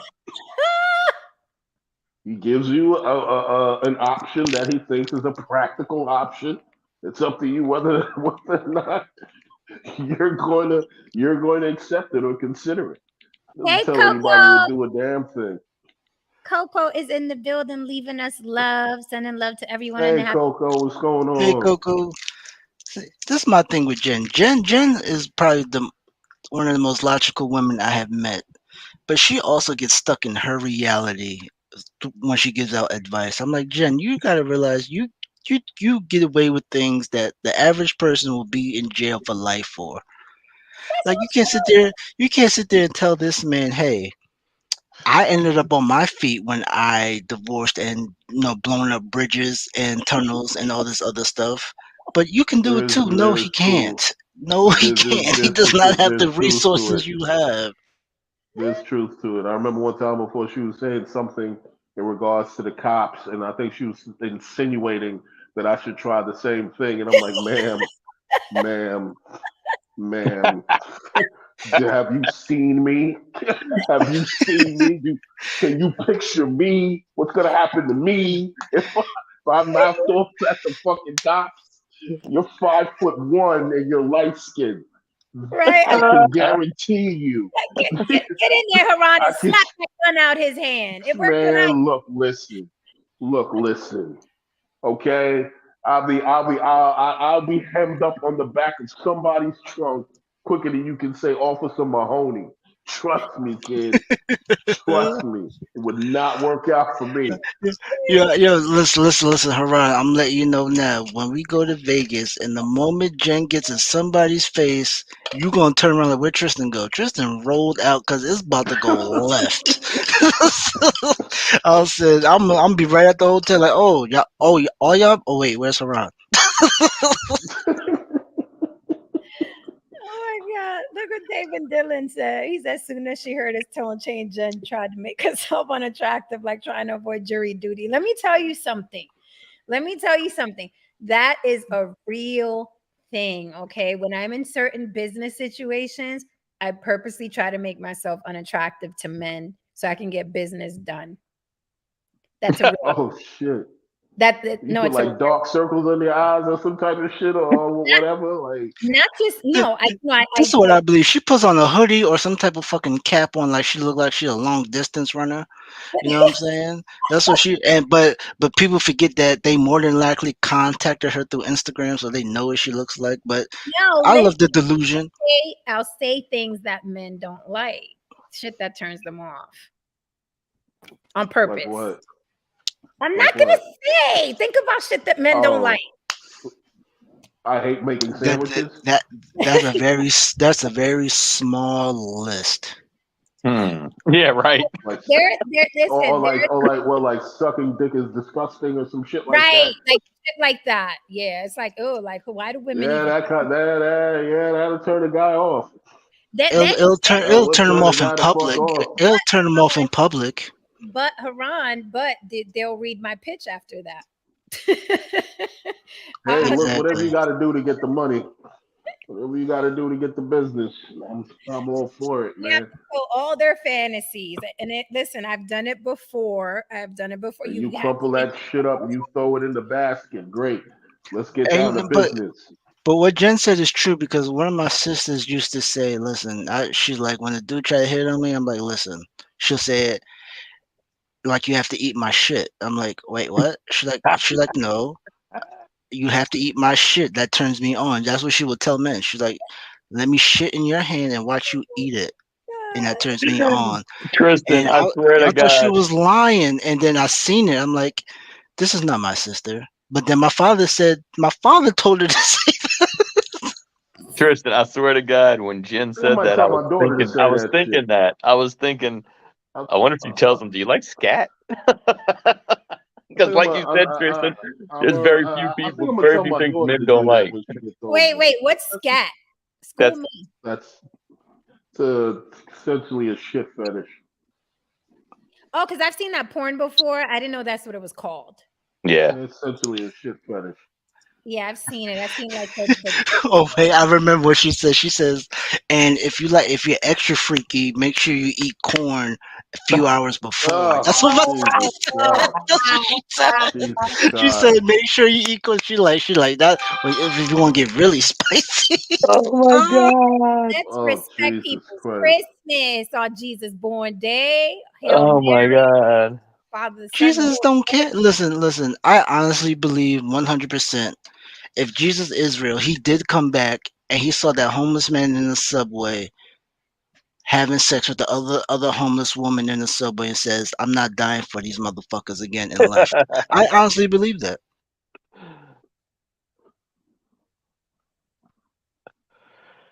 Oh my goodness. I'm sorry, guys. I was answering a text. Listen, What's remember, I'm sure you saw that McAfee, and this is what when I talked about last night. I brought this up last night. I think it was last night where I said men are weird and they have weird fetishes, and women will oblige, but might not be into it. And and sometimes it's for money too. But I remember hearing about John McAfee. If you saw that documentary, and Wait, he was down in Central America, and he would pay the girls to crap in his mouth, and I'm like, that is. Ugh. I know. Like I don't, I don't want to judge because I don't know why Well, it look, turns man. people on, but I can't imagine. I don't know how you can do it. I just Well, look, don't. man. Dave Chappelle said everybody fucks funny to somebody. Yeah, You know what I exactly, mean? So exactly. Dave Chappelle said he liked to. He said he liked to put chicks' feet together and fuck the hole in it. I, I was supposed to The hole in chicks' feet when you put them together. I was supposed to interview him, no Saint, before he oh, died. really? Yes. And I was so Dave Chappelle? he died. No, John. No, John McAfee. Oh, John Yeah, McAfee. Oh, okay. yeah, I had to connect who? John McAfee. John You know who McAfee. John McAfee is, Give Tristan. me a movie. A He's movie, no. maybe. He's a guy that invented the McAfee virus. Where McAfee, you have Norton, you have McAfee, Oh, but he was a freak, and he was doing some shitty, some crappy, some weird crappy. He was doing some stuff in Central America, some illegal shit, I'm not really. shocked. I'm not shocked. Look, listen, man. Tech Bros into some interesting shit. I done been to some parties, man, where it was just like, even I had to leave. Like, whoa, y'all say my speed, man. Listen, y'all, y'all nah, loaded in nah. traffic in a The Lambo the right now. best the I'm out. best parties are the parties is when you go and there are the chemical engineers and the pharmaceutical engineers in the same party. They make the craziest things. I'm like, y'all people are low key dangerous, but I see everybody is lit in here. Like they'll whip up some drugs in a heartbeat. All Hmm. they need is a turnbuckle and whatever else. It gets crazy. Yeah, Well, I want to man. hear. So I want to hear about Jen. She was going to interview him, I guess, before he died, right? I mean, after Yeah, before. yeah. I had to connect. A director friend of mine knew that I was doing some interviews, and I was doing interviews for his film company as well. And he was supposed to interview McAfee, and he was like, "I'll throw it to you if you want to do it." I was like, "Fuck yeah, I want to do it. Are you kidding me?" But yeah, then he died, and I was like, "Fuck." I'm like, "Can somebody slap him alive? That would have been the best interview ever. Bring his corpse in here, damn it." Like I said, man, like people from that world, like from the tech world, especially from the finance world, when you're essentially when you're in any kind of vocation that's high stress, or it's very demanding, Yeah. intellectually and so on and so forth. People that that brings a lot of deviance, that brings a lot of wild shit with it. Well, also, like, you're looking to when it comes to, like, and I don't know why I don't know what his deal was, but I'm saying, like, when it comes to being like control, you want to let go of control. So they'll hire the Mm-hmm. the BDSM people or whatever. You just don't want to be in that control. You're in control all day. So it's like, yeah. And like we were talking about the rock stars, maybe it's boredom of the same, you're getting everything you want every day, all day, and let's try something new. But boy, that's a bridge too far. Right. Well, And I saw that very young. Like, I saw, my friend thought it would be funny, like, "Yo, have you seen shit porn?" And I'm like, "What? Gee, what are you talking about?" He was, "I'm about to send you something." And I opened the fucking email, and I was young and impressionable. I saw that way too early, and it just scarred me for life. And it made me look at, but that's why I'm a misanthropist, because I'm like, it made me look at humanity real different. Yeah, I will say I've never, and I'm so glad I've never seen it. The Two Girls One Cup video. I've heard about it. I know what happens, but it's different when you see it. Yeah, I don't want to have to not be able to unsee that. Yeah, I've seen too many things I very can't unsee. It was well. really It's like, all about being desensitized. Anybody can be desensitized by anything if they're exposed to it enough. Because what happens is that your how should I put this? Your dopamine levels, Yeah, and your receptors, they get burnt out mm, off of certain things, and you need a bigger hit. That's why they say the first one of the reasons why people get hooked on meth and crack is that every high after the first one is never as strong as the first one. heroin So too. they're Yeah, always chasing the introduction. They're the always dragon. chasing that same high. Yeah, man, they're always chasing it. But the thing is that after that first you know um introduction, I guess the receptors dullen a little bit to protect the brain. Yeah, mhm. You still get high, but you don't just get that high. So yeah, man. If you think about it, like after a while, like some musicians and stars had to be into some different shit. Like I'm just thinking about Prince. Like Mhm.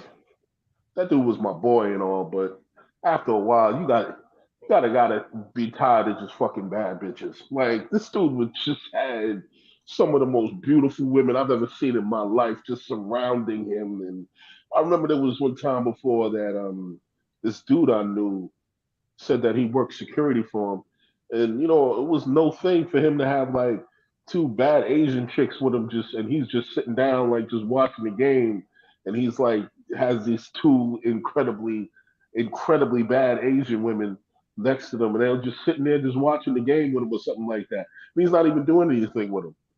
You know what I mean? And I guess he was just tired of the idea of having sex in that moment. Maybe he just didn't want it. Like the human mind, if you give it enough of something, things either dullen or they get worse. It's like a psychopath. They start out hurting they start out hurting animals. Like none of them start out killing actual people. Oh yeah, and then You know there's what I like, mean? speaking of animals, there's crush porn too. There's Oh my crush what? God. Crush Crush porn. porn. The fuck is that? It's when a I th- woman, like, in a very high heel, like, kills little animals, like, Oh, Yes, oh, yes, spites that's it. crazy. oh, what? Like I'm See, saying, what? the amount of stuff that that's what I'm saying. Guys are weird, man. We're just weird. We're strange, man. Like yeah, that will yeah. turn a Again, guy the on bar is very, very, very, very, very low low. for us men. Yeah. Like, do you know how insane like Sinbad said? Do you know how crazy you have to be for a man to say, "Yo, I don't want to deal with that"? Like you have to basically like cut off an arm. Like, okay, I get it now. You want to be left alone. All right, my arm is missing. I remember as a young man, I walked away from Vanessa Del Rio when I Oh found out she made that. Vanessa Del Rio. She's a no, very I know famous who. porn star. We all know Yeah, and Vanessa. I walked away from her when I found out she made that that infamous, sex scene. Y'all know what I'm talking about? No, I don't know that Oh, scene. Well, they said she made a scene with a horse.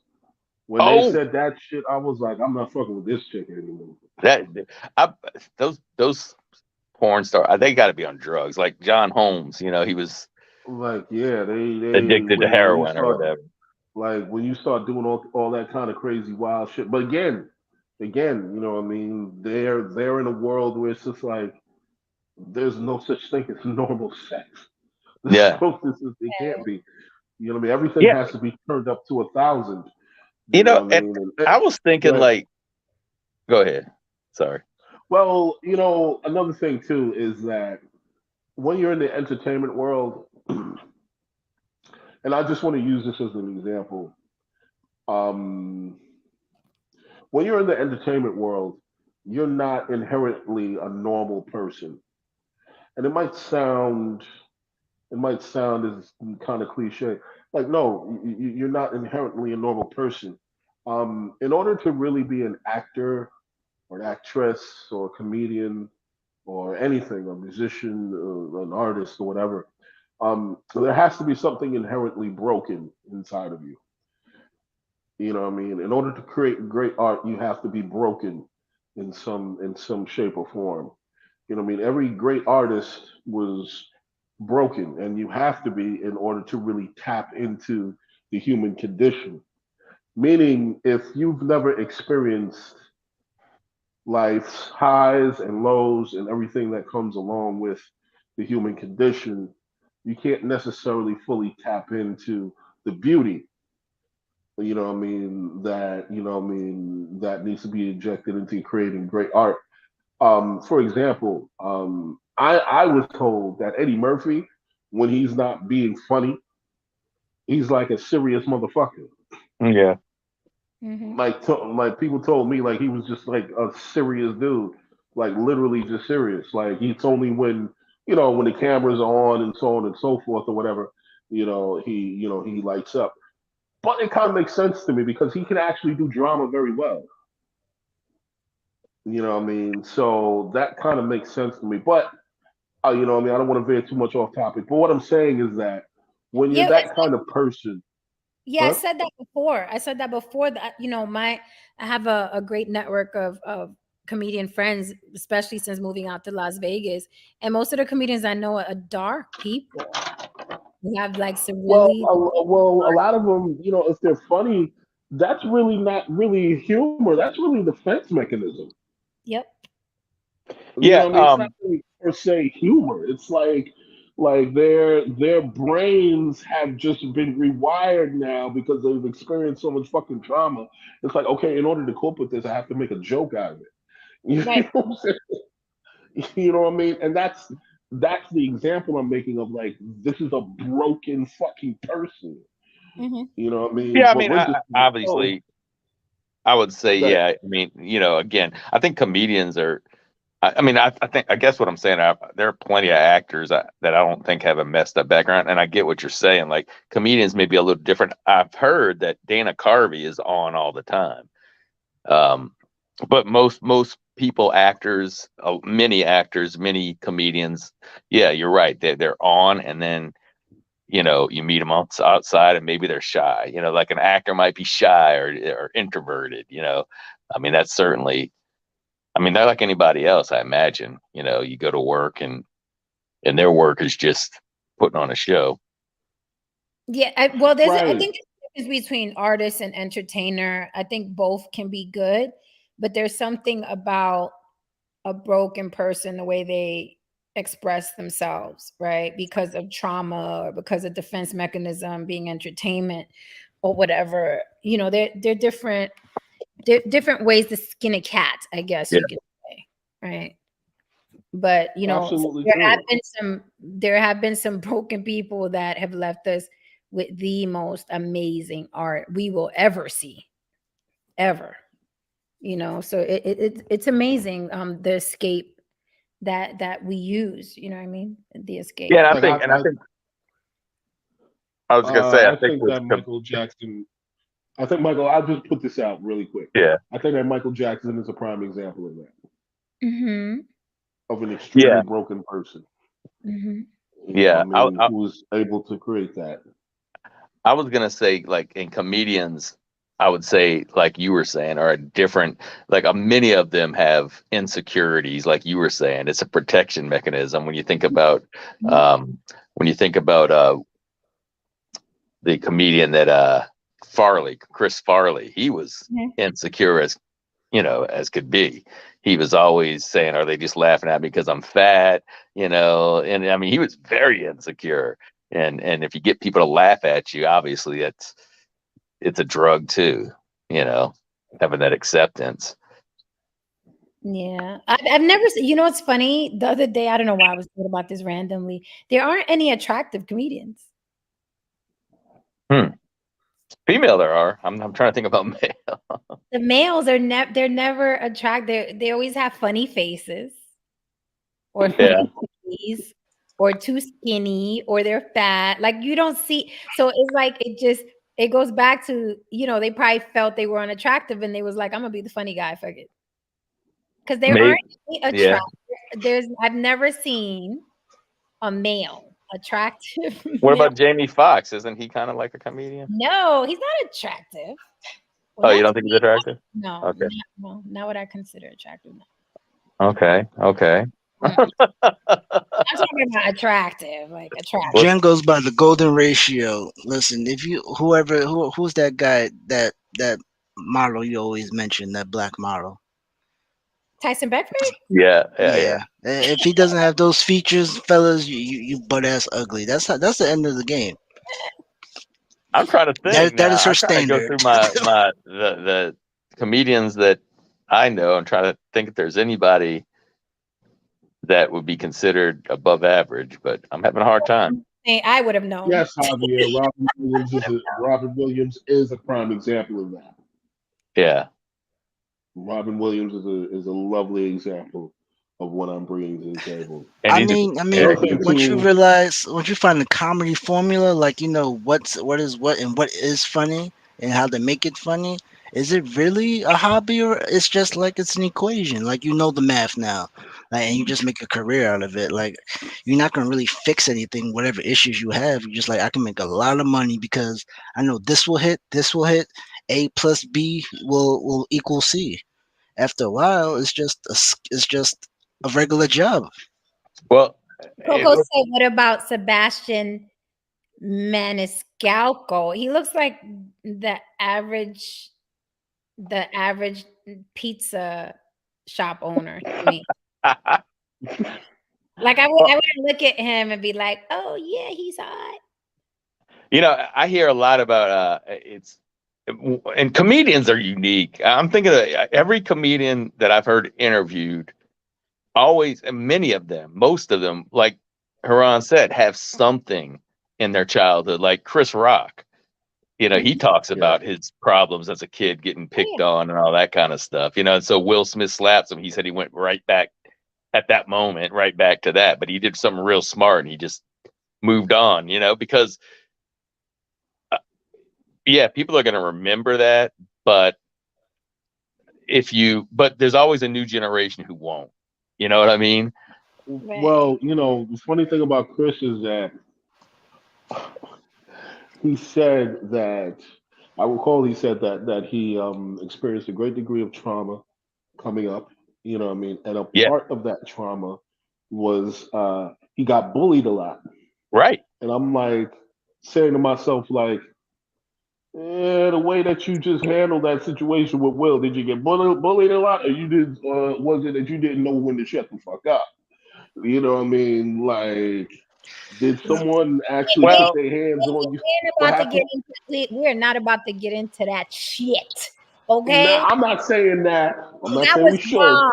It was wrong. It was wrong. It was I'm not wrong. saying it was. I'm not saying it was or wasn't. I'm just saying, did you get bullied, or or did you not know when to, you know what I mean, have some decorum? well, I'll Because tell you, Ron. he did mention that he had some sort of issue. I don't I can't recall Oh, fully. you mean in general, like when he was young? I thought you meant like not knowing when to shut the fuck up when he was on stage performing. No. We're not talking about that. I'm talking Oh, about when he was young. You know what I'm saying? Right. I mean, I'm talking well, about when he no. was young.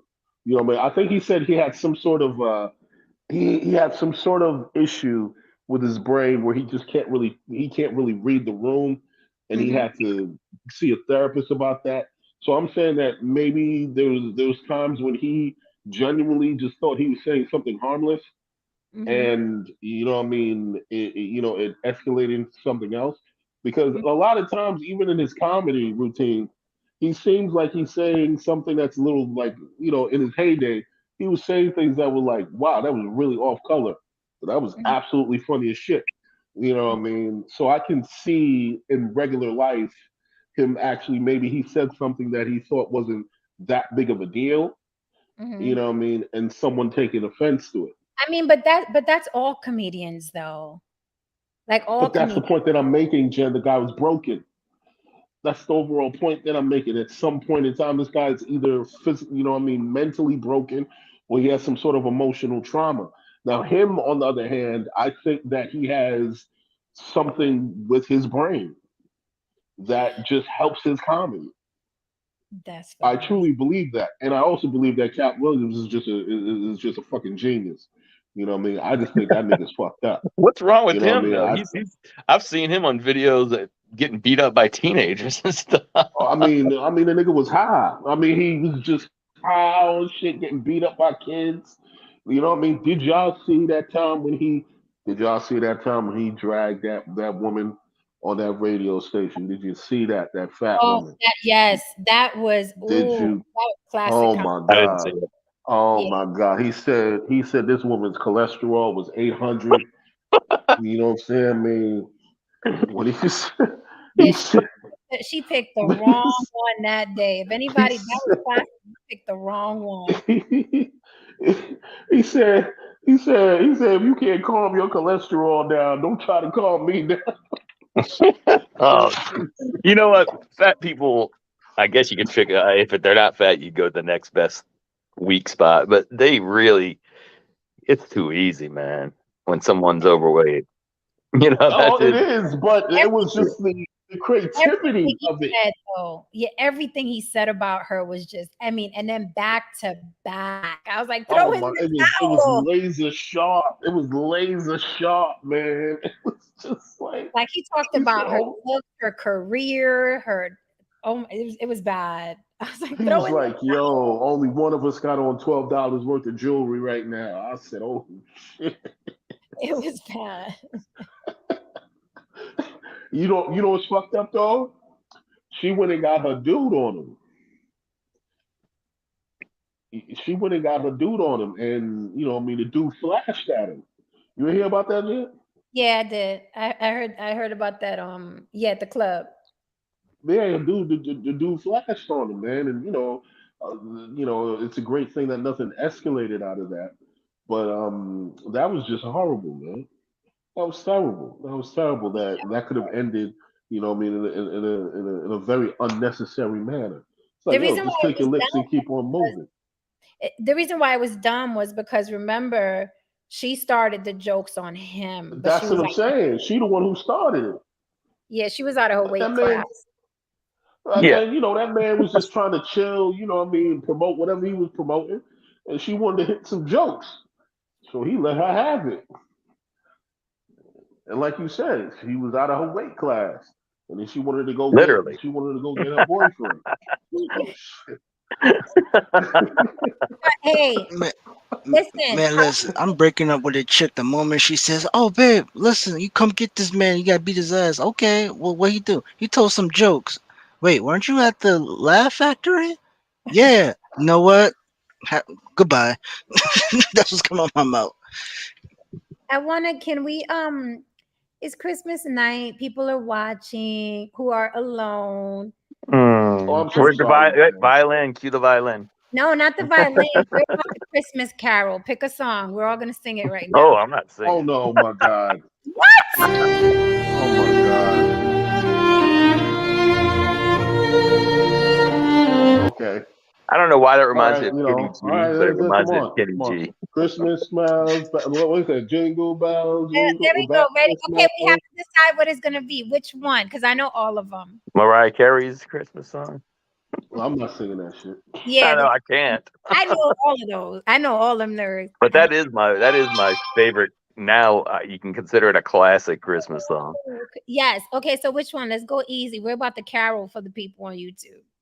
Oh my goodness, I can't sing. Okay, I can't You know, sing, but it's I okay. could try. None of us can sing. I am None of, tone deaf. are we gonna do Jingle Bells? Which one? We're gonna go easy with Jingle Can we Bells? have DMX in the background and we No, sing along? sir. with him?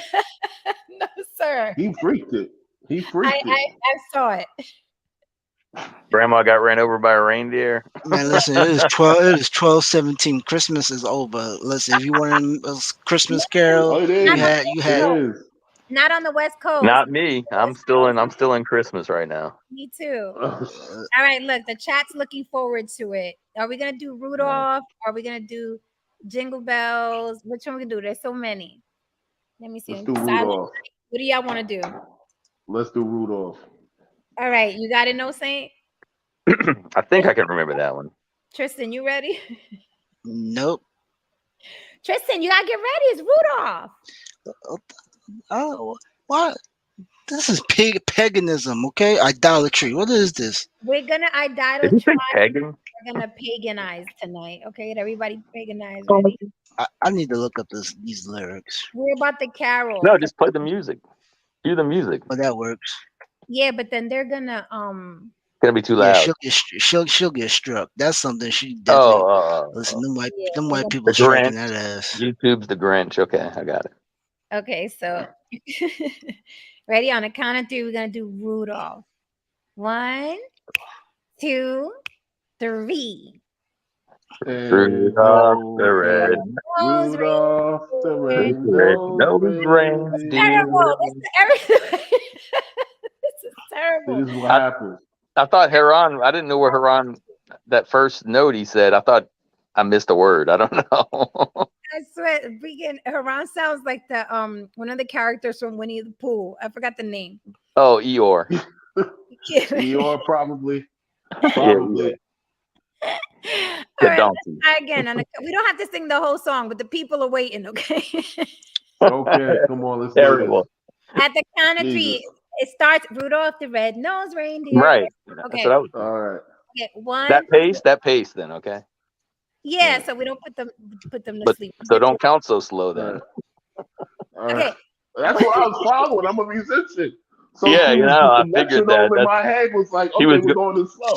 He was going on your count. That's why he went so slow. Exactly. Don't. Okay, don't. so, all right, so I'll pick it up. I will pick it up on the count of 3. Like All right. 1 Ready, and a 2 and yeah. Ready, Tristan? I have no idea how this goes. You heard of Rudolph the Red-Nosed Reindeer had a very shiny nose. That's it. Okay, ready? On a count of 3. 1, 2, 3. Rudolph the red-nosed reindeer. Why are you starting behind me? We're jumping right in. Man. You guys are just killing me with the timing. Please don't do this, man. Come on.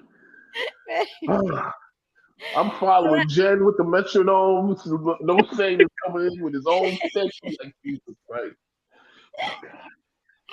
Come on, ready this for All right, everybody. listen, I'm gonna do the count. Okay, you do ready? the count. Uh-huh. All right. Boom, boom, boom. Rudolph the red-nosed reindeer had a very Had a very shiny shiny nose. nose. And if You you know, If ever uh, saw you ever saw him, it, Jesus Christ, did he you have a would line? even say it glow. glows. What the All of hell? the other The reindeers reindeer Used to laugh and just call. and call him call names. him names. They never They let never let poor hold Rudolph on. playing any Playing reindeer game. games. How did he get so slow?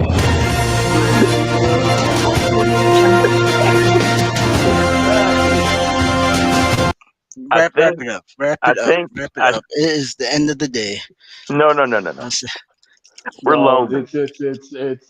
no, it's wrap it no. up. We It's failed. We failed. We he got kicked off the crashed. stage. We got kicked off. Fine. He They saw crashed. our they realized we was all drunk and they kicked us out. It's okay. It's over. The Um, Niggas, church has the left the motherfucker building. said, "Boo!" yeah, we're This lucky. man, tomatoes. Not nice. That's not nice. Hey, hey, folks, we That tried, man. is well deserved. That is well See, deserved. folks, this is why you gotta go to rehearsal. This is why you gotta go to rehearsal, man. You gotta make sure that you're ready for prime time, man. Talking about Let's practice. practice. I don't need no practice. Y'all just need to be on time. That's it. Ain't nobody coming to see you, Otis. Jesus Christ. I think there must be some kind of lag going on because at Yeah, some point in time I it got think real so. slow. I think It so got because real every time slow at I'd one point in start, time. yeah, every time I'd start, I'd hear you come in after, and I'm like, we got to be, yeah, it has to be off. Yeah, we were all behind each other. I was like, what the hell? Pause. Yeah, real pause. Like, okay, that's a hell of a Oh my Christmas. goodness. That's that's a New Year's event. Listen, I'm surprised there's many people in the room. If somebody wants to cam up or share, feel free to come up. Obviously, you just made me dislike Xmas even more. He's Avi, man, we tried, man. Avi, I my tried, man. But, um, Jen, I'm not trying to, I mean, we're having a great time, but what I was thinking about what you were saying earlier about tradition, Mhm. and I find that the tradition of Christmas and Mardi Gras and Easter, the real story behind it is far more interesting than the narrative that we get fed when you hear how it comes about, right? Like with Christmas, why why there's a Christmas tree and why, what is this Saint Nick? I find that fascinating because that's just history. Wait, That's just isn't there an evil? Isn't the story evil? I've heard like So, Am I mistaken that for Valentine, Saint Valentine? One of them stories is evil. But go ahead. Go ahead. no, but I just find the history of why we have these traditions. Like people, you're right. Like people don't even understand. My sister was really good at that, so we didn't celebrate Christmas, right? But Mhm.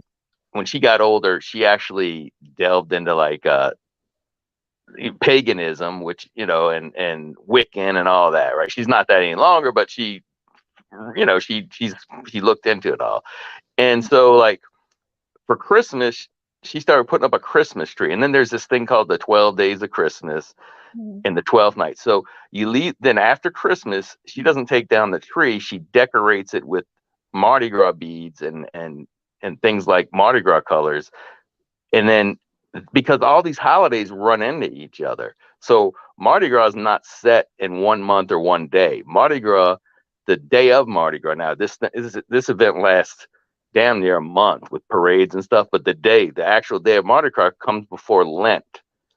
And so, but it also, the tradition of leaving the tree up, it's all like connected, all these pagan holidays and Catholicism and everything. So to me, these kind of things are, but it's funny that many people don't even, like you said, don't even know why they do it. It's kind of tradition and they accept the religious part of it, and not some of the real origins of it, but I find that really interesting. Right. See, so that's why I don't connect with it.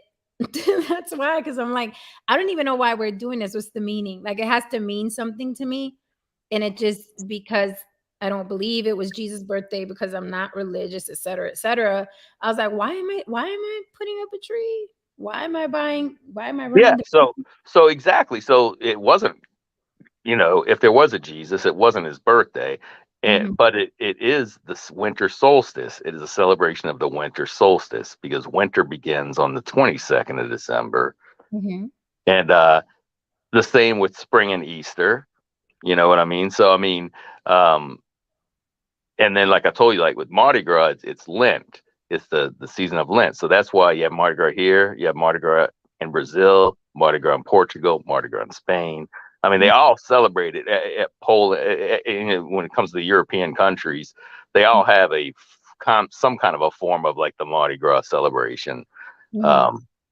Maybe not as elaborate as Brazil, New Orleans, but they do. Like when I was in Spain, I remember they had the 12 Kings parade, and that's kind of like the 12th night, you know, and it's related to 12 days after Christmas and everything. So the real origins are way more interesting in this, you know, Jesus was born on this day and celebrated his birthday.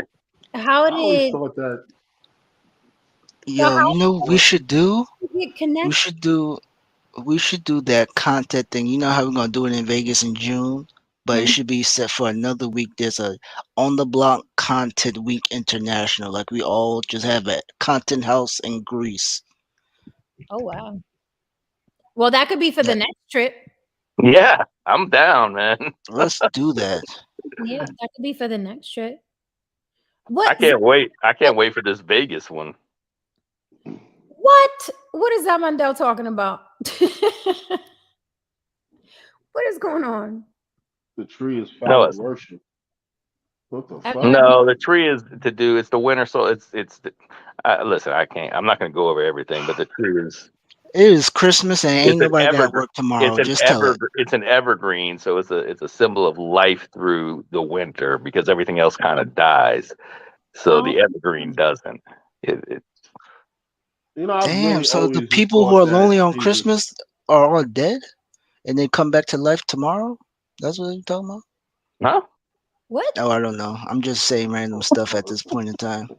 You're tired. I feel like being Simon right now. So I'm wondering, I how had- did they connect? Because they sound completely disconnected. Like Jesus' birthday with the meaning Well, of Jen, look, listen. You can't look too much into this because Jen, just keep in mind the way that Jesus is presented to us. This is an Italian man with long flowing hair who lived in Egypt, who hung around prostitutes Oh, No, and was Jen. born on Christmas. So No. all of it, in some way, shape, or form, I guess connects to Christmas. So I have Jen. no clue. No. So Jen, no, it has nothing to do with Jesus. What it had to do was when so like Rome and Europe was pagan, right? They believed in many different gods and things like that. So in order to introduce Christianity, they had to still allow them to celebrate their pagan holiday. So they incorporated it with Christianity, but it has nothing to do with Christianity. It has to do with From what I paganism recall, and acceptance of that, acceptance of Christianity into Europe, which was pagan. It just gave them. It's almost like putting salt on putting salt on something to make it taste better, you know. But yeah, it has nothing to do. It has nothing to do with Christianity. It didn't. Now it does because Christians celebrate it, but back then it didn't. no Saint, can you speak to this? I'll try. I recall. I recall. I gotta remember the whole thing, but I believe the holiday once consisted of the painting of blood on doors That's the and Passover. homosexual acts with you know what I mean men having sex with each other, I basically thought it was during Christmas. during the ritual. That's what I'm talking about during Christmas. You know what I mean? What it used to be. Huh. If I I'd have to recall look what it into used to that. be. You might be right now. The painting of blood on doors also has to do with Passover. That's like a Jewish holiday. Does it? Yeah, that's a Passover. Um, so who knows? I mean, maybe Passover has something to do with that too, like the acceptance of some of the pagan rituals. I'd have to look into that though. I there's a lot. Listen, there's a lot to dig into. I mean, but for the most part, most people do things, and I'm not just talking about holidays. In general, we say phrases. without even thinking about where the phrase might, what it means or where it came from. It's just, that's what people say, like, Like achoo. not a tuneness. I'm just saying, like, when you say, No, when you say God bless you. yeah, for There's sure. Do you know where that comes from? When you say God bless you, do you know where that actually comes from? something about kids could have died, so it was like a blessing, like or your heart stops when you sneeze. Some myth, some crazy shit. What do you Well, got? actually, it comes from. I'm going to tell you what all this fucking shit actually comes from. It actually comes from the idea of that because medicine was very medicine used to be very superstitious at one point in time, and the idea comes from that there's evil spirits inside of your body, and your body is trying to get rid of the evil spirits. So by Yeah. me telling you God bless you, you know what I mean, it's helping you, and you know what I mean, get rid of the evil spirits. It's giving you assistance. Do you know that psychiatry back eons ago, before we had antidepressants and we had medication for psychosis to basically help a person deal with the onslaught of maybe schizophrenia or even depression or any kind of mental illness. They would drill a hole in the middle of your head Yeah. to let out the evil spirits.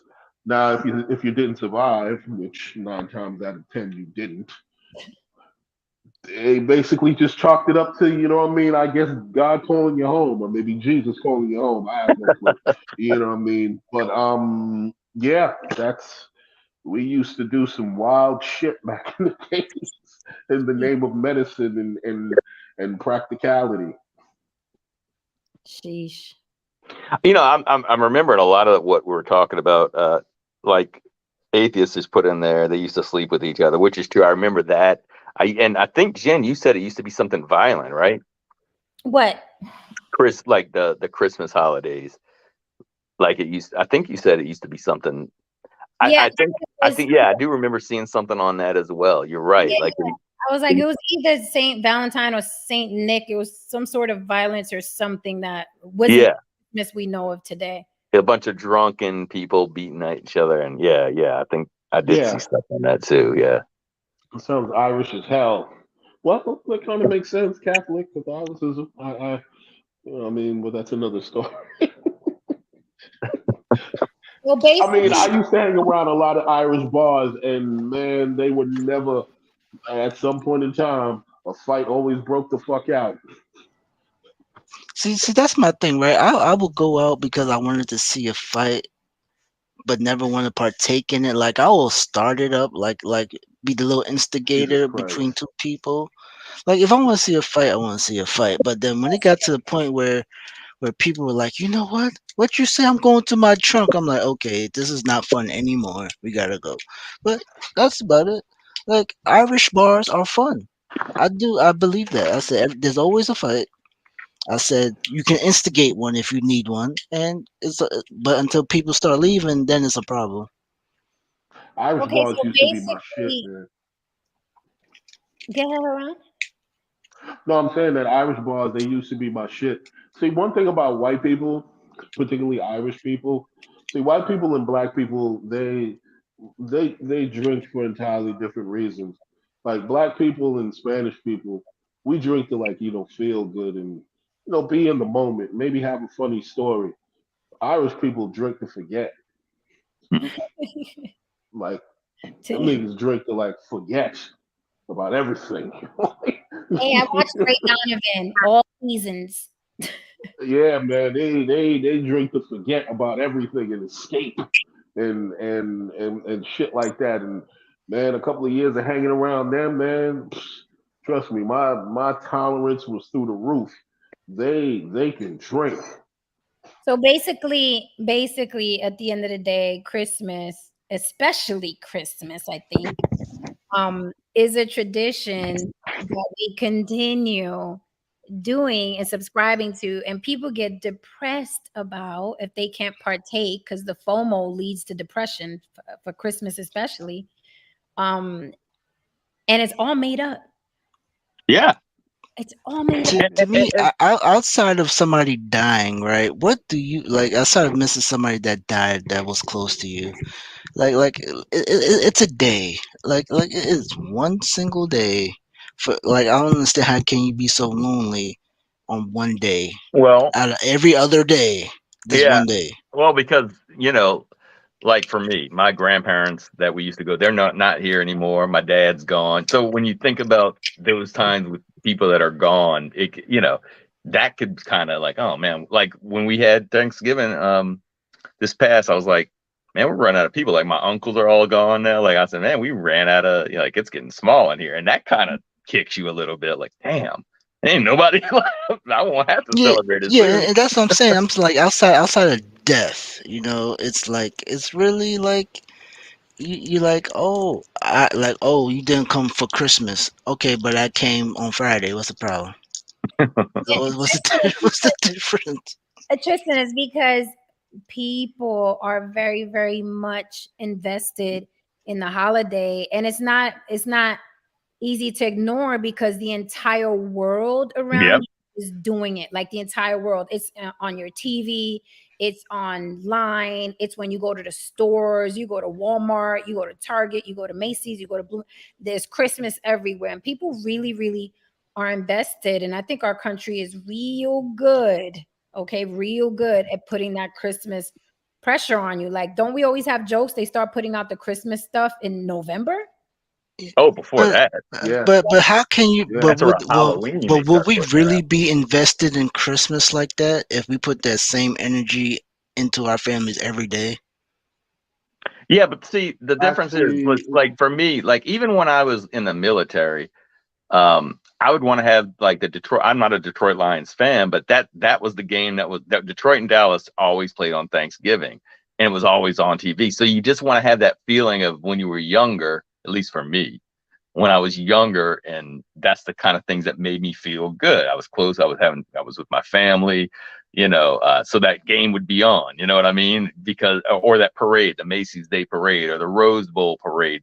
It's like it's more about that than even the holiday for me. It's just like she said, it's everything on the outside that's going on, and then it's something that you remember growing up that Mhm. makes you feel a well, certain way. Well, I always thought that Okay. Christmas was used as another device to bribe people into being decent human beings. Because if you listen to like songs like when they talk about Santa and shit like that, when they be like they know he knows when you are sleeping, he Yeah, knows when yeah. you're awake, he knows when you've been bad or good, and it's just like, okay, this guy sounds like God. So basically, what you're saying to me is that if I promise to be a decent human being for the rest of the year, I get rewarded. I mean, it's just this. It's just like everything. There's always this mechanism being used Mhm.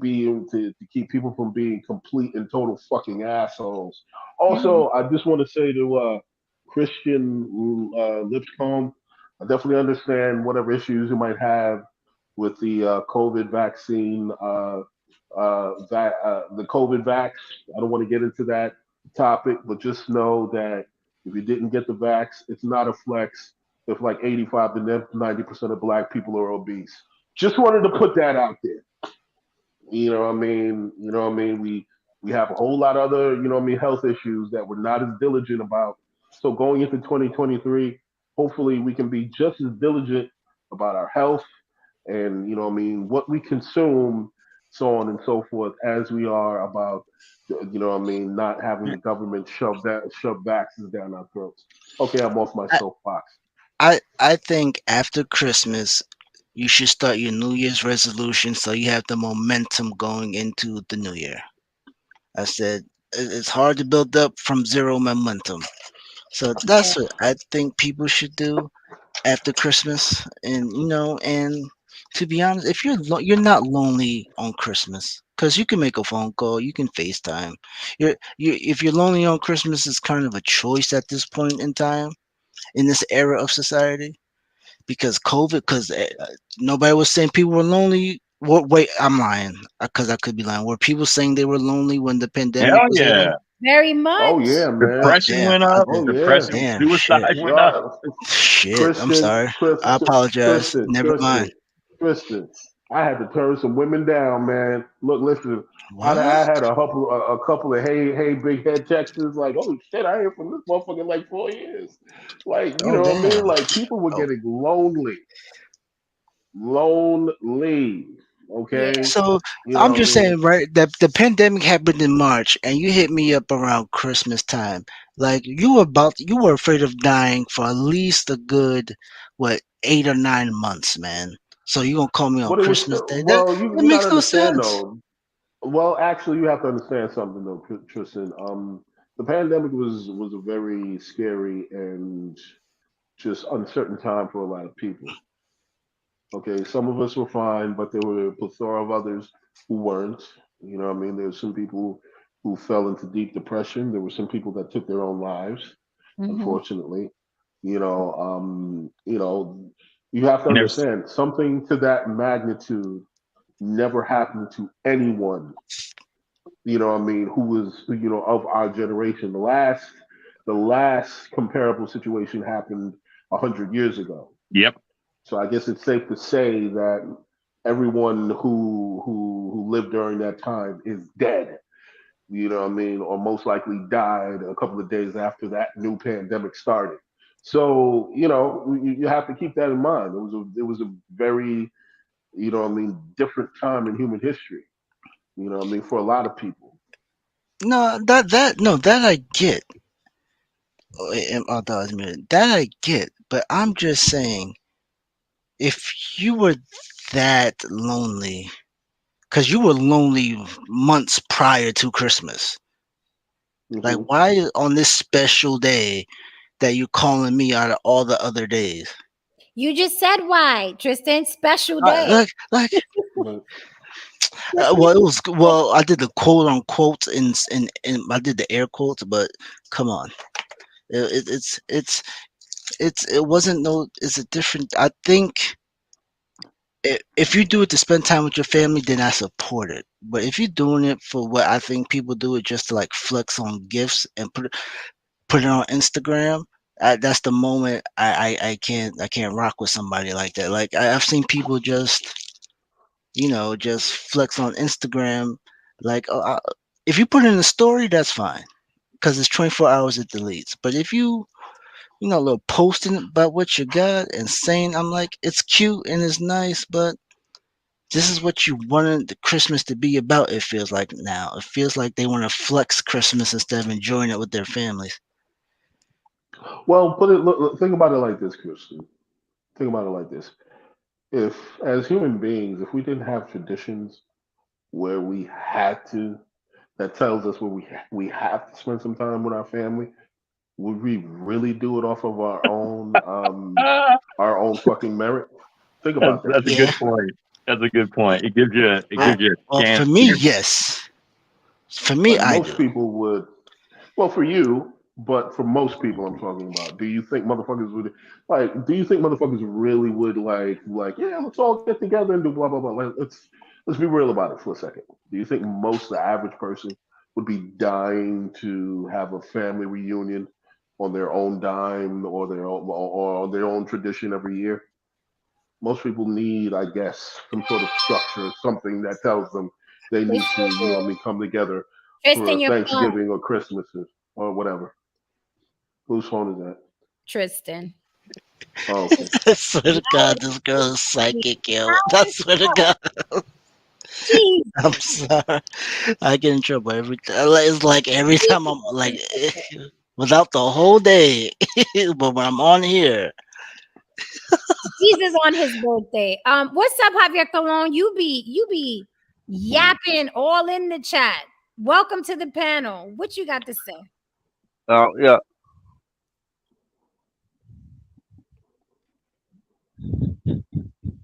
Oh, man of Mm. many words. Hello there, Jen. Hello, What's up? everyone. Can you hear me? Yeah, we can hear you. Yeah, we can Okay, hear you, very bro. good. Yeah, I'd just like to introduce myself to Jen and the rest of the crew. Yeah, it's all purely for entertainment. You know what I'm saying? Um, yeah,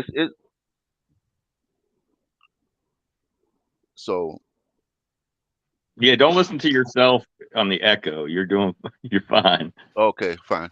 Yeah.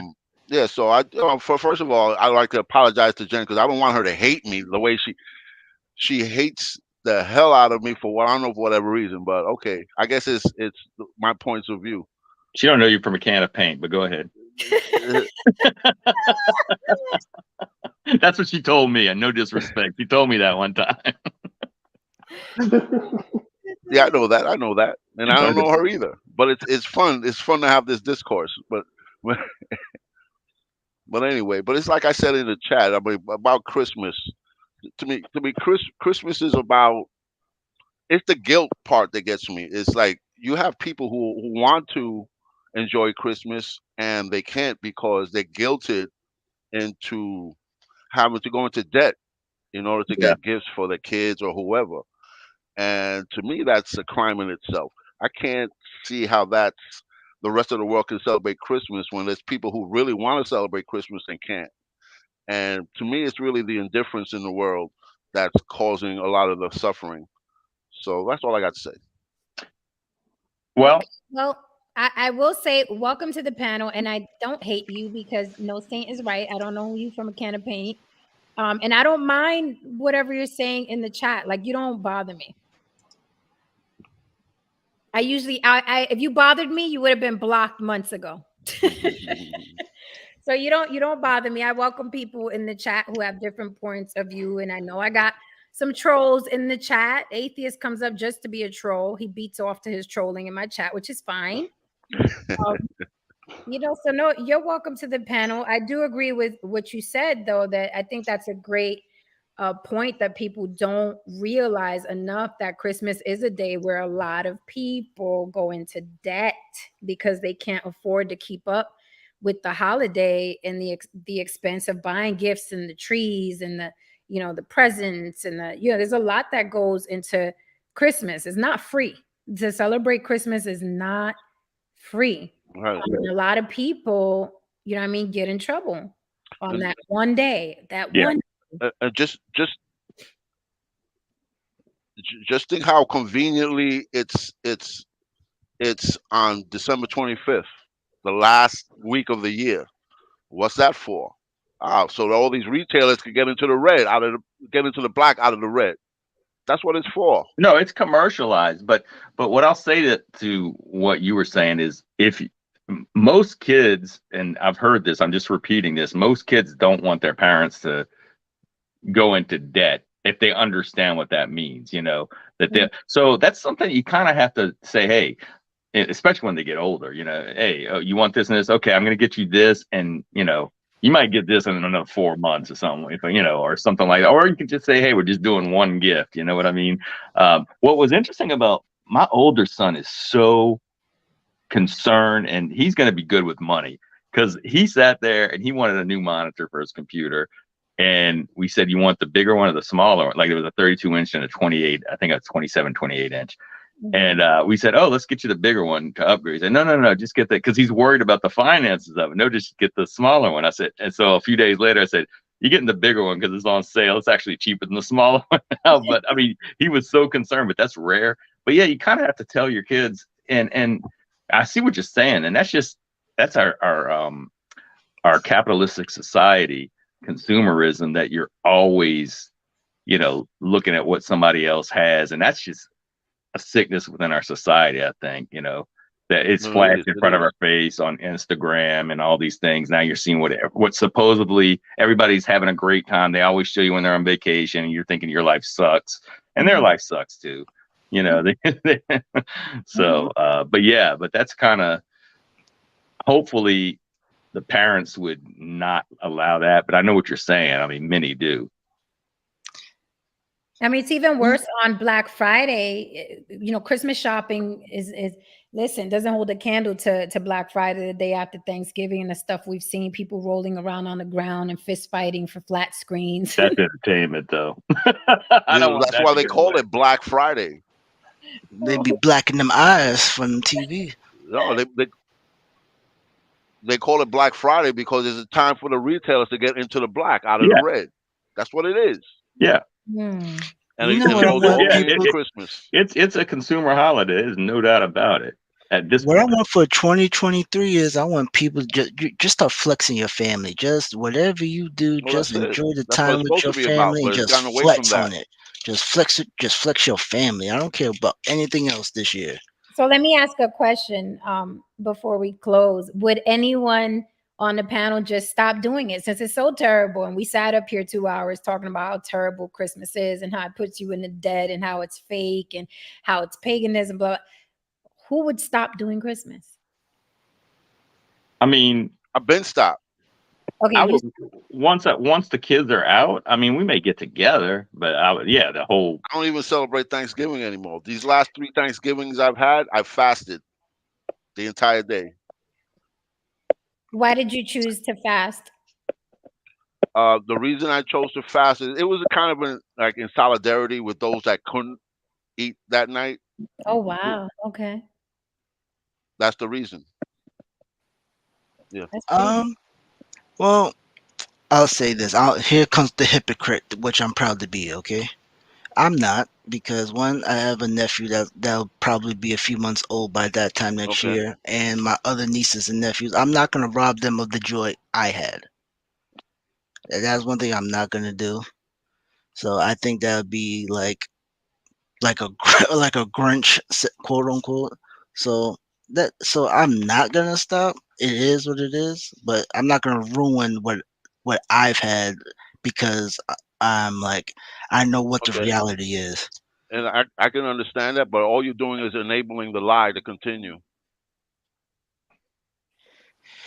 So Hey, do you hey, think, Tristan, do you think that it's because that is the easiest thing to do, like just to continue the tradition. It's uncomplicated. It happens on the December 25th. Everybody's doing it. Why go against the grain? But do you think when you say robbing them of the joy, do you think that you can introduce joy to them on other days or in other ways so they're not stuck on this Christmas? And then when they get older and they 40 or 35 or 25 and they're alone on Christmas, they're thinking that, you know what I mean? They get depressed because it's like, wait, somebody said this day was supposed to be important for me. You get what you get what I'm saying? well, I agree, but it's hard to even do that because let's say even if I say I don't celebrate and tell my kids this and that, when they go to school, it's in their face. When they watch TV, it's in their face. It's Mm. I'm gonna tell them, hey, December, don't watch no TV, don't touch YouTube. It's gonna be virtually impossible. Don't go to school all month of December. Like it's kind of like But it's then kind Tristan, of what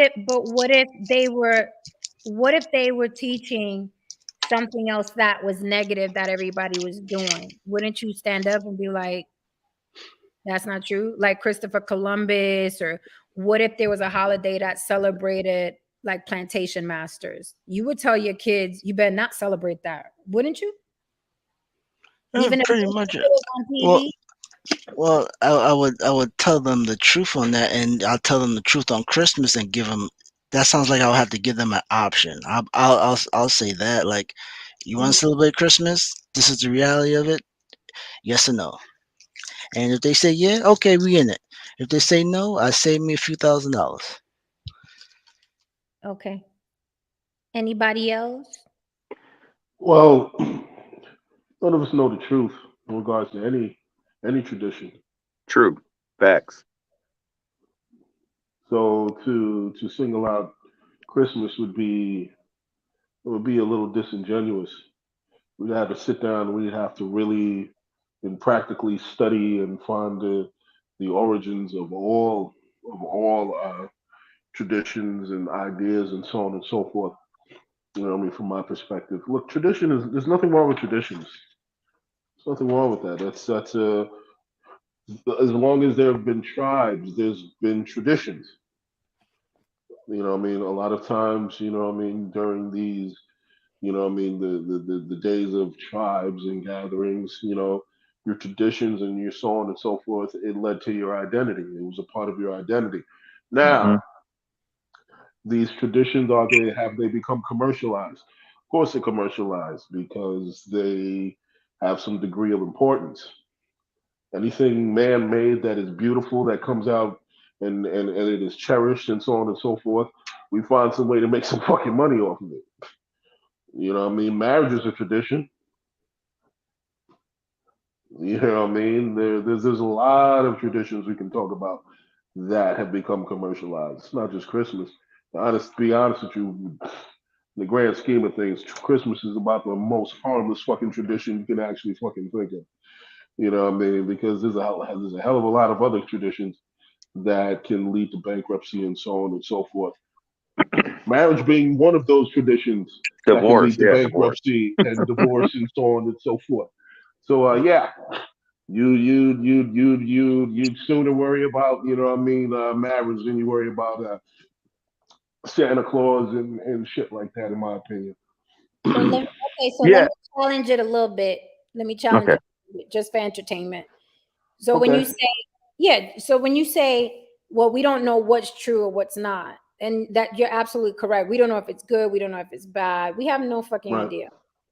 However, you still choose to, and by you, I mean anyone who celebrates, you still choose Hmm. to lean to the side of, well, let's buy gifts anyway.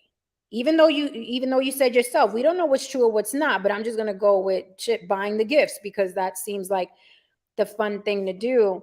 And when you say every tribe had traditions and things like that, so are you Hmm. saying that a human tradition is to go out shopping on Christmas Eve? Like that's a tribal tradition to go out and buy gifts, like give people money to buy No, gifts no, that. no. Actually, what I'm actually saying is that all tribes have traditions, but all traditions evolve. That's what I was saying. Like, what I mean, the commercialization of traditions. Yeah. That's it evolved into that because it was something that apparently that of course, what I mean, it meant something to people. Jen, when we were younger, Christmas, yeah, Christmas, there was some commercialism involved, but it wasn't like this. It wasn't like this. You didn't, like, motherfuckers skip Thanksgiving now. Like Mhm. like right after, like the day after Halloween, there's Christmas decorations all over the place. It wasn't like that when we were kids. You got the So Thanksgiving, and then after. that's a great point, by the way. And by the way, I do agree with you. Why single out Christmas? I Hmm. don't do any of the holidays, like none. I Hmm. don't do Mother's Day. I don't do Mother's Day. I don't do Father's Day. I don't do Right. Valentine's Day. I don't do any of them. So it's not just What Christmas. about the Puerto Rican parade in New York? I don't do it anymore. I don't do it anymore. So just for the sake of, again, argument, when are we, right, all of us who still, so I don't celebrate, but the people that celebrate, you're right, it does evolve, right? Now they're skipping, Thanksgiving. Hmm. How far are you going to go with where society takes you? Because remember, you're skipping it too. So Hmm. how far are you going to go when Christmas turns into completely like go up to the bank and drop $500 because that's what would happen on Christmas? Are you going to go with your kid and drop $500 in a bank account for another human being that you don't know? Like, how far are you going to let society take you with these traditions that have evolved to the point where they're no longer in your interest spiritually or financially? Like, how far I, are you? That's up to each individual person, from my perspective. Because when it comes to Christmas, the only person I really look out for is my daughter. I don't even get Christmas gifts. I don't, I don't even. It's not that big of a deal to me. I barely, like my own birthday isn't even that big of a deal to me. Straight up, what I mean. These, days are days to me. Yep. What I mean. It's all about, what I mean, what a person, what you individually put, the energy that you individually put on that day. Now, there's some people who their birthday, that is the only important day of the year. Mhm, I respect that. You mhm, know what I'm saying? They literally say fuck everything else, and my birthday is the only important day of the year. I feel that. For me personally, when my birthday comes around, I thank people who give me a happy birthday, but I'm not really that big into it. There's a lot of times when I'm alone, and I might go out, by myself and so on and so forth. But it's about what you put into it. You know what I mean? I enjoy having, Christmas moments with my daughter. I enjoy doing that. Now I am a person in a particular space who can enjoy things like that. But if you're not in a, in a particular space to do that, the issue that I have with that is the concept of Christmas and the family element of it and the virtue of it. It's the life of that has been sucked right out of the holiday, where it's come down to, okay, if you can't purchase something for somebody, then it's a direct reflection of yourself as a human being. Like, no, it's more than just that. You should be able to, enjoy your time with your family, so on and so forth, even if you are poor or whatever. Javier, you were saying something earlier, but your mic was muted, so So we didn't. I was answering Old Saints thing about Puerto Rican Day Parade. That it's not a holiday. Oh, okay. Yeah, but it's a tradition. It's a tradition, is what I'm saying. I want to comment on what she was saying. So, Oh, yeah, really? Okay. Let Jen, me see if I can remember. Um, that's a tradition. Mm-hmm. Yeah. You're shooting Yeah, your yeah, shit. Sound like No Yeah, sense. yeah, yeah. So what I it want to is a say, Jen, tradition. Brothers used to go up there but every it's day, not a tradition. every It's not every a Puerto tradition Rican that year. affects the entire country or the entire world. Yeah, it's not. It's a. I get what It's I just New York totally get what City. you're saying. no, but I'm saying she doesn't. She said she doesn't celebrate anything. I was just seeing if she did celebrate the Puerto Rican Day Parade. Um, Yeah, I well, don't do. I don't do holidays that are on the calendar that include me believing or subscribing to something. I'm okay, Puerto Rican. Like, being Puerto Rican is not something that someone else gave me. The white man didn't invent it. A black man didn't invent it. The government didn't invent me. I was born, you know what I mean, to Puerto Rican parents who were born on the island of Puerto Rico. So me celebrating my heritage, my culture, my ethnicity, my food, my music yeah. is different than a holiday tradition. But is it considered a holiday in New York? Like No, it's not. No one, everybody Not still has really. to go to work. everybody goes to work? Oh, okay, okay. It's on a I Um, mean, Sunday. It's on a Sunday, but nothing stops. Nothing stops for the world except that they close down some streets in New York what City. you have to understand about Puerto Ricans is Puerto Ricans celebrate being Puerto Rican every day. Yeah, we do. We don't need just one day to celebrate being Puerto Rican. It's yeah, every day. The flag yeah. is everywhere. Now, I understand what no saying. I understand what you're saying, but it's not a holiday for us. It's literally like, everybody's Puerto Rican. Let's Yeah, I hear. mean, believe it or not, the culture, it's kind of like that down here with Louisiana, New Orleans culture too. We constantly have celebrations and food and all that kind, and parades, and it's kind of it's different from most of the Anglo areas in the United States. Um, so I get what you're saying, but what I wanted to say is like from make what Haran to strengthen what Haran was saying. He's so right. Like, you know, Columbus Day is disgusting, right? I mean, he didn't discover America. He didn't. I mean, he didn't discover anything, but he certainly didn't even come to the continent here. And yet, Italians lobbied to get Columbus Day. Now, fast forward 500 years, if we still have Columbus Day, the people celebrating it probably not going to really know the history of it, right? Where it started. In other words, like the Jews and the Hebrew Israelites celebrate Passover. Well, somebody lost.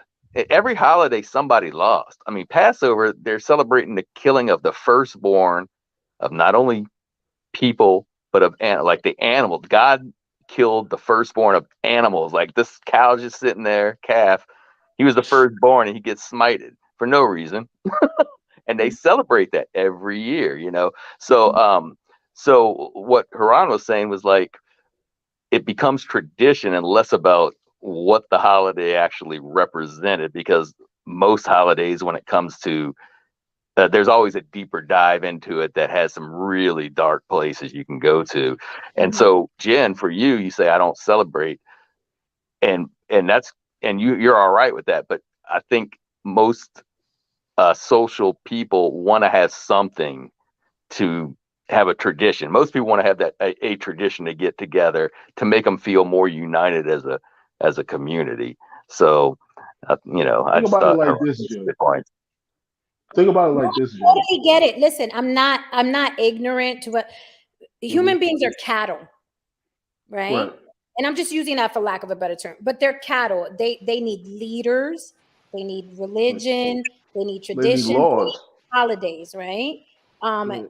there's some people like if Mother's Day didn't exist, they wouldn't like run out and do something nice for their mom. So I completely understand why people need certain things because they'd be completely lost without them, like literally, because from from birth, they're taught if you want to celebrate your mother, you give her a gift on Mother's Day. If you want to celebrate gift giving, you do it on Christmas. So I get why it's done and how it's done. I just like challenging people like, don't you ever want to break free from something that you're not connected to, that's not culturally part of your race, your ethnicity? Like, don't you ever want to break away from that? Why are people so afraid to break away from that tradition? Like, I love what Tristan said because it's a perfect example of what I'm talking about. I don't want to steal that joy from this child. Like, literally, not doing Christmas has people thinking that they're stealing joy from children. And that's deep. That's deep. That's a conditioning of the brain. Because Yes. really, let's say you don't celebrate Christmas, nothing's going to happen to you. Nothing's going to happen to that child. That child is not going to feel unloved if you're a parent that is like, hey, we don't do Christmas, but we're going to go toy shopping. You can pick what you want. Then, you know what I mean? There goes joy for the child. But we're so fucking tied in to these traditions and these holidays. And I just like challenging it. But I'm well aware of why people do them.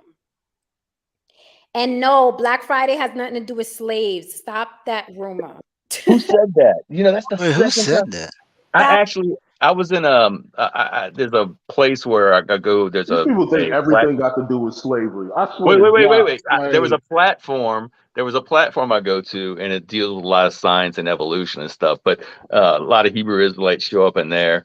And one of the guys was talking to me. He said, "You know where the term Black Friday? Saying, you know where it came from, right?" And I'm like, and I didn't want to get caught in a trap, so I was like, "Well, I'm pretty sure, from what I understand, that it's because the business is going to the black, for the first time during the year." No, no, no.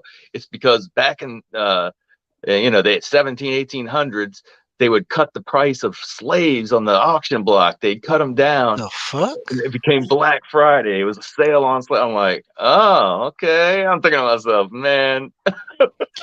I would just say, you know what, you're right, and I just walked away No, I because didn't. Yeah, I did. I said, because oh, because Yeah, he that's said what you interesting. gonna he how said there can was you even challenge that? For the Well, a record, well, sale on slaves. I don't think the price of slaves was ever cut in half. I don't think slaves were ever on sale.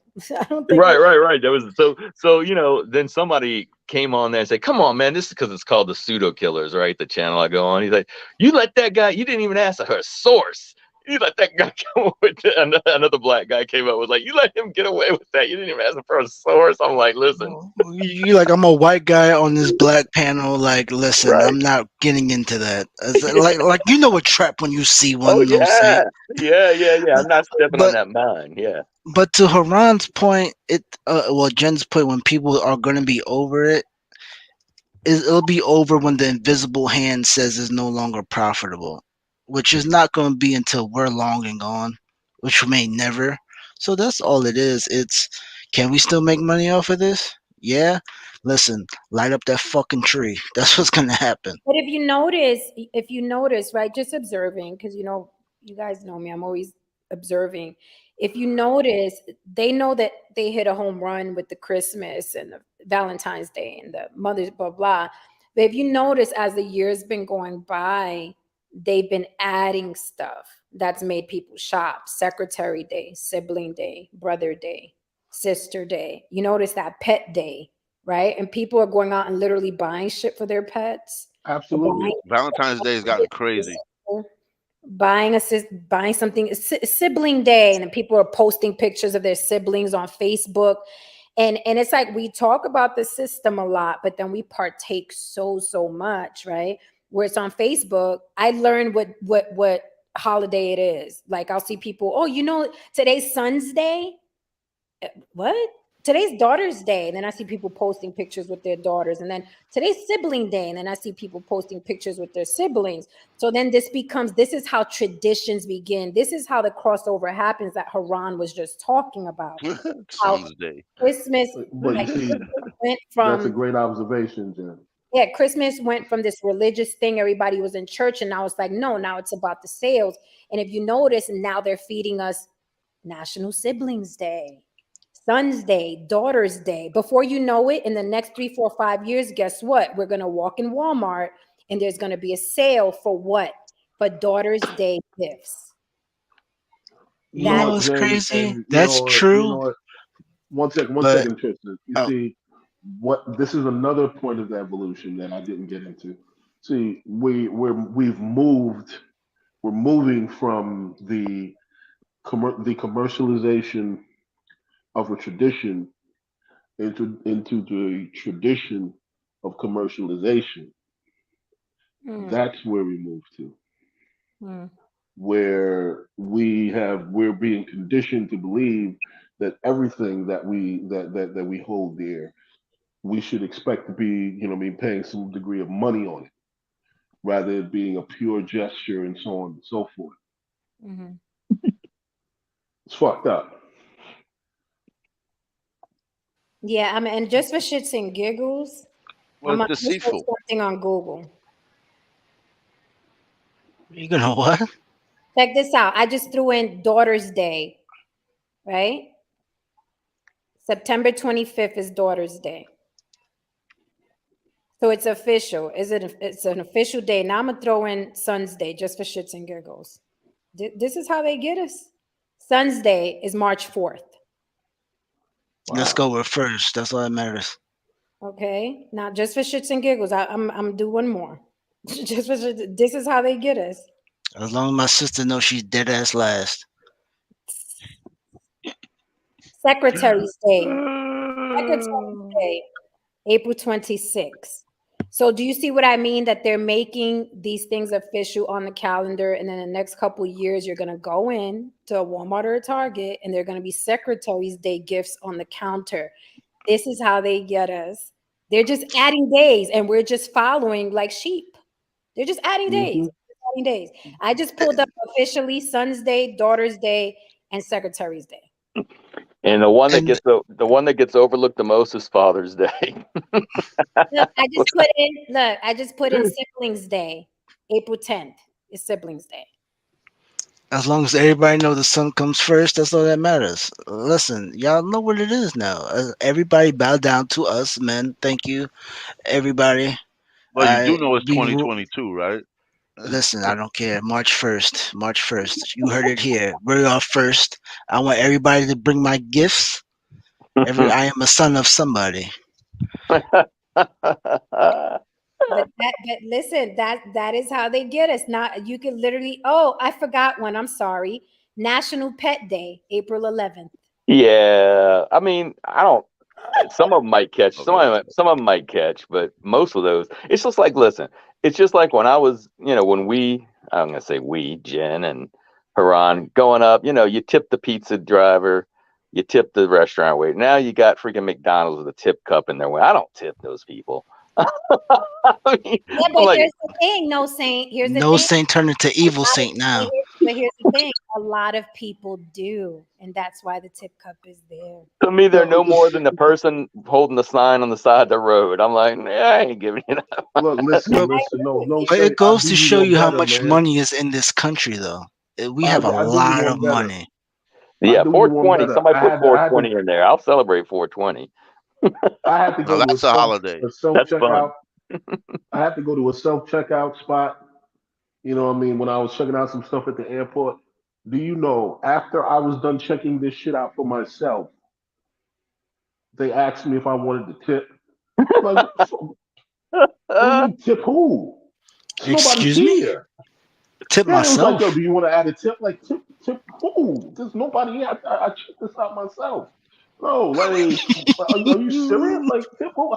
I'm looking around, literally looked around, like, tip what? Like, I'm tipping the machine. Like, what the fuck are you talking about? You know what I mean? And I that support this. leads to the concept again of conditioning us to do these things. It's like, you And tip here's your what, you, and, you oh, I'm tip your boss. wait. Okay. Thank you for the super chat, Fahim Jackson. He says, Jen, when you said Valentine's Day, you also forgot Sweetest Day, the day dedicated to romantic deeds and kindness. He is What? correct. Sweetest Wait, Day, what? October 15th. What? Oh What shit! is this? What is this? You Sweetest know Day, what? October 15th. See, Well, this is something where I would support a passport, bro. That is something I would support. If you leave the country because of these stupid ass holidays, yes. um, See, you know, let me just say this, and then I'll pass the mic really quickly. Let me say this: the things we think aren't harmless, the things we think are harmless, like, look, I just buy the kids gifts on Christmas. Who cares? It's not a big deal. What we're doing is we're conditioning those children to grow up and follow Sweetest Day, Son's Day, Daughter's Day, Secretary's Day, National Pets Day. That is what we're doing. But I digress. You know what? Who makes well, holidays? I just can you want to, guys hear me? No yeah, Saint. I Side just chick day, Valentine's, the day before Valentine's Day. Oh, give side Side chick chick Day day. a couple days. It'll come up. side chick day. Yeah, Um, yay. I I wanted to add because I left one group out, and bartenders. You have to tip those three. Yeah. Everything else, Starbucks, no, no. Yeah. No, bartenders is a no brainer Yeah, because you get buybacks and stuff like that if you tip right. yeah. So And that's a maybe no your brainer. dealer at the casino for Jen out there in Vegas. There you go. There you Call go. it in a night, folks. You guys have a Yeah, great, we're gonna close. chat. It's been almost 3 hours. I This is hope great. I everyone. love it. Yeah, listen. I thought I was gonna have 2 people watching. It was a lot more than that. We almost had 50 at one point. So I'm really proud that some people were alone on Christmas and spent it with us. I hope we made y'all feel a little better. Take your ass to bed. Tomorrow, no one's even gonna be thinking about Christmas. It's gonna be the 26th. No, Okay. That's you it. turn the page to New Year's. That's it. Now just Now watch people start argue getting your on liquor up. YouTube. Javier, thank you for coming up. I Yeah. hope you guys Merry And Christmas. come back, Javier. All right, no problem. Merry Christmas, y'all. Merry Thank Christmas you. to all and to all a good night. Happy Thank Festivus. you. I'm not going to say Merry Christmas, but Happy thank you. Festivus. Festivus. Thank you for allowing me to come Yeah, on, and just to just let you know, Jen, that I know you don't hate me. I don't hate you. We don't know each other. It's just that the points that I make are just my life experiences, and they're valid to me. So that's what it is. Stick to it, baby. All right. I'll talk to you. All right. and I just want to say because she doesn't celebrate it, and I can't, and I'm allowed to annoy her to a certain degree. Merry Christmas, Jen. Thank you so much. Merry Christmas. Thank you kindly. Hey, I read the twas the night before Christmas. You missed it in the beginning. Why? Because it was Christmas and I wanted to respect people that celebrate Christmas. I did the whole twas night before Christmas and all through the house. I did the whole poem. Jen, stop confusing being civil with people with respect. You don't respect most people. You are civil.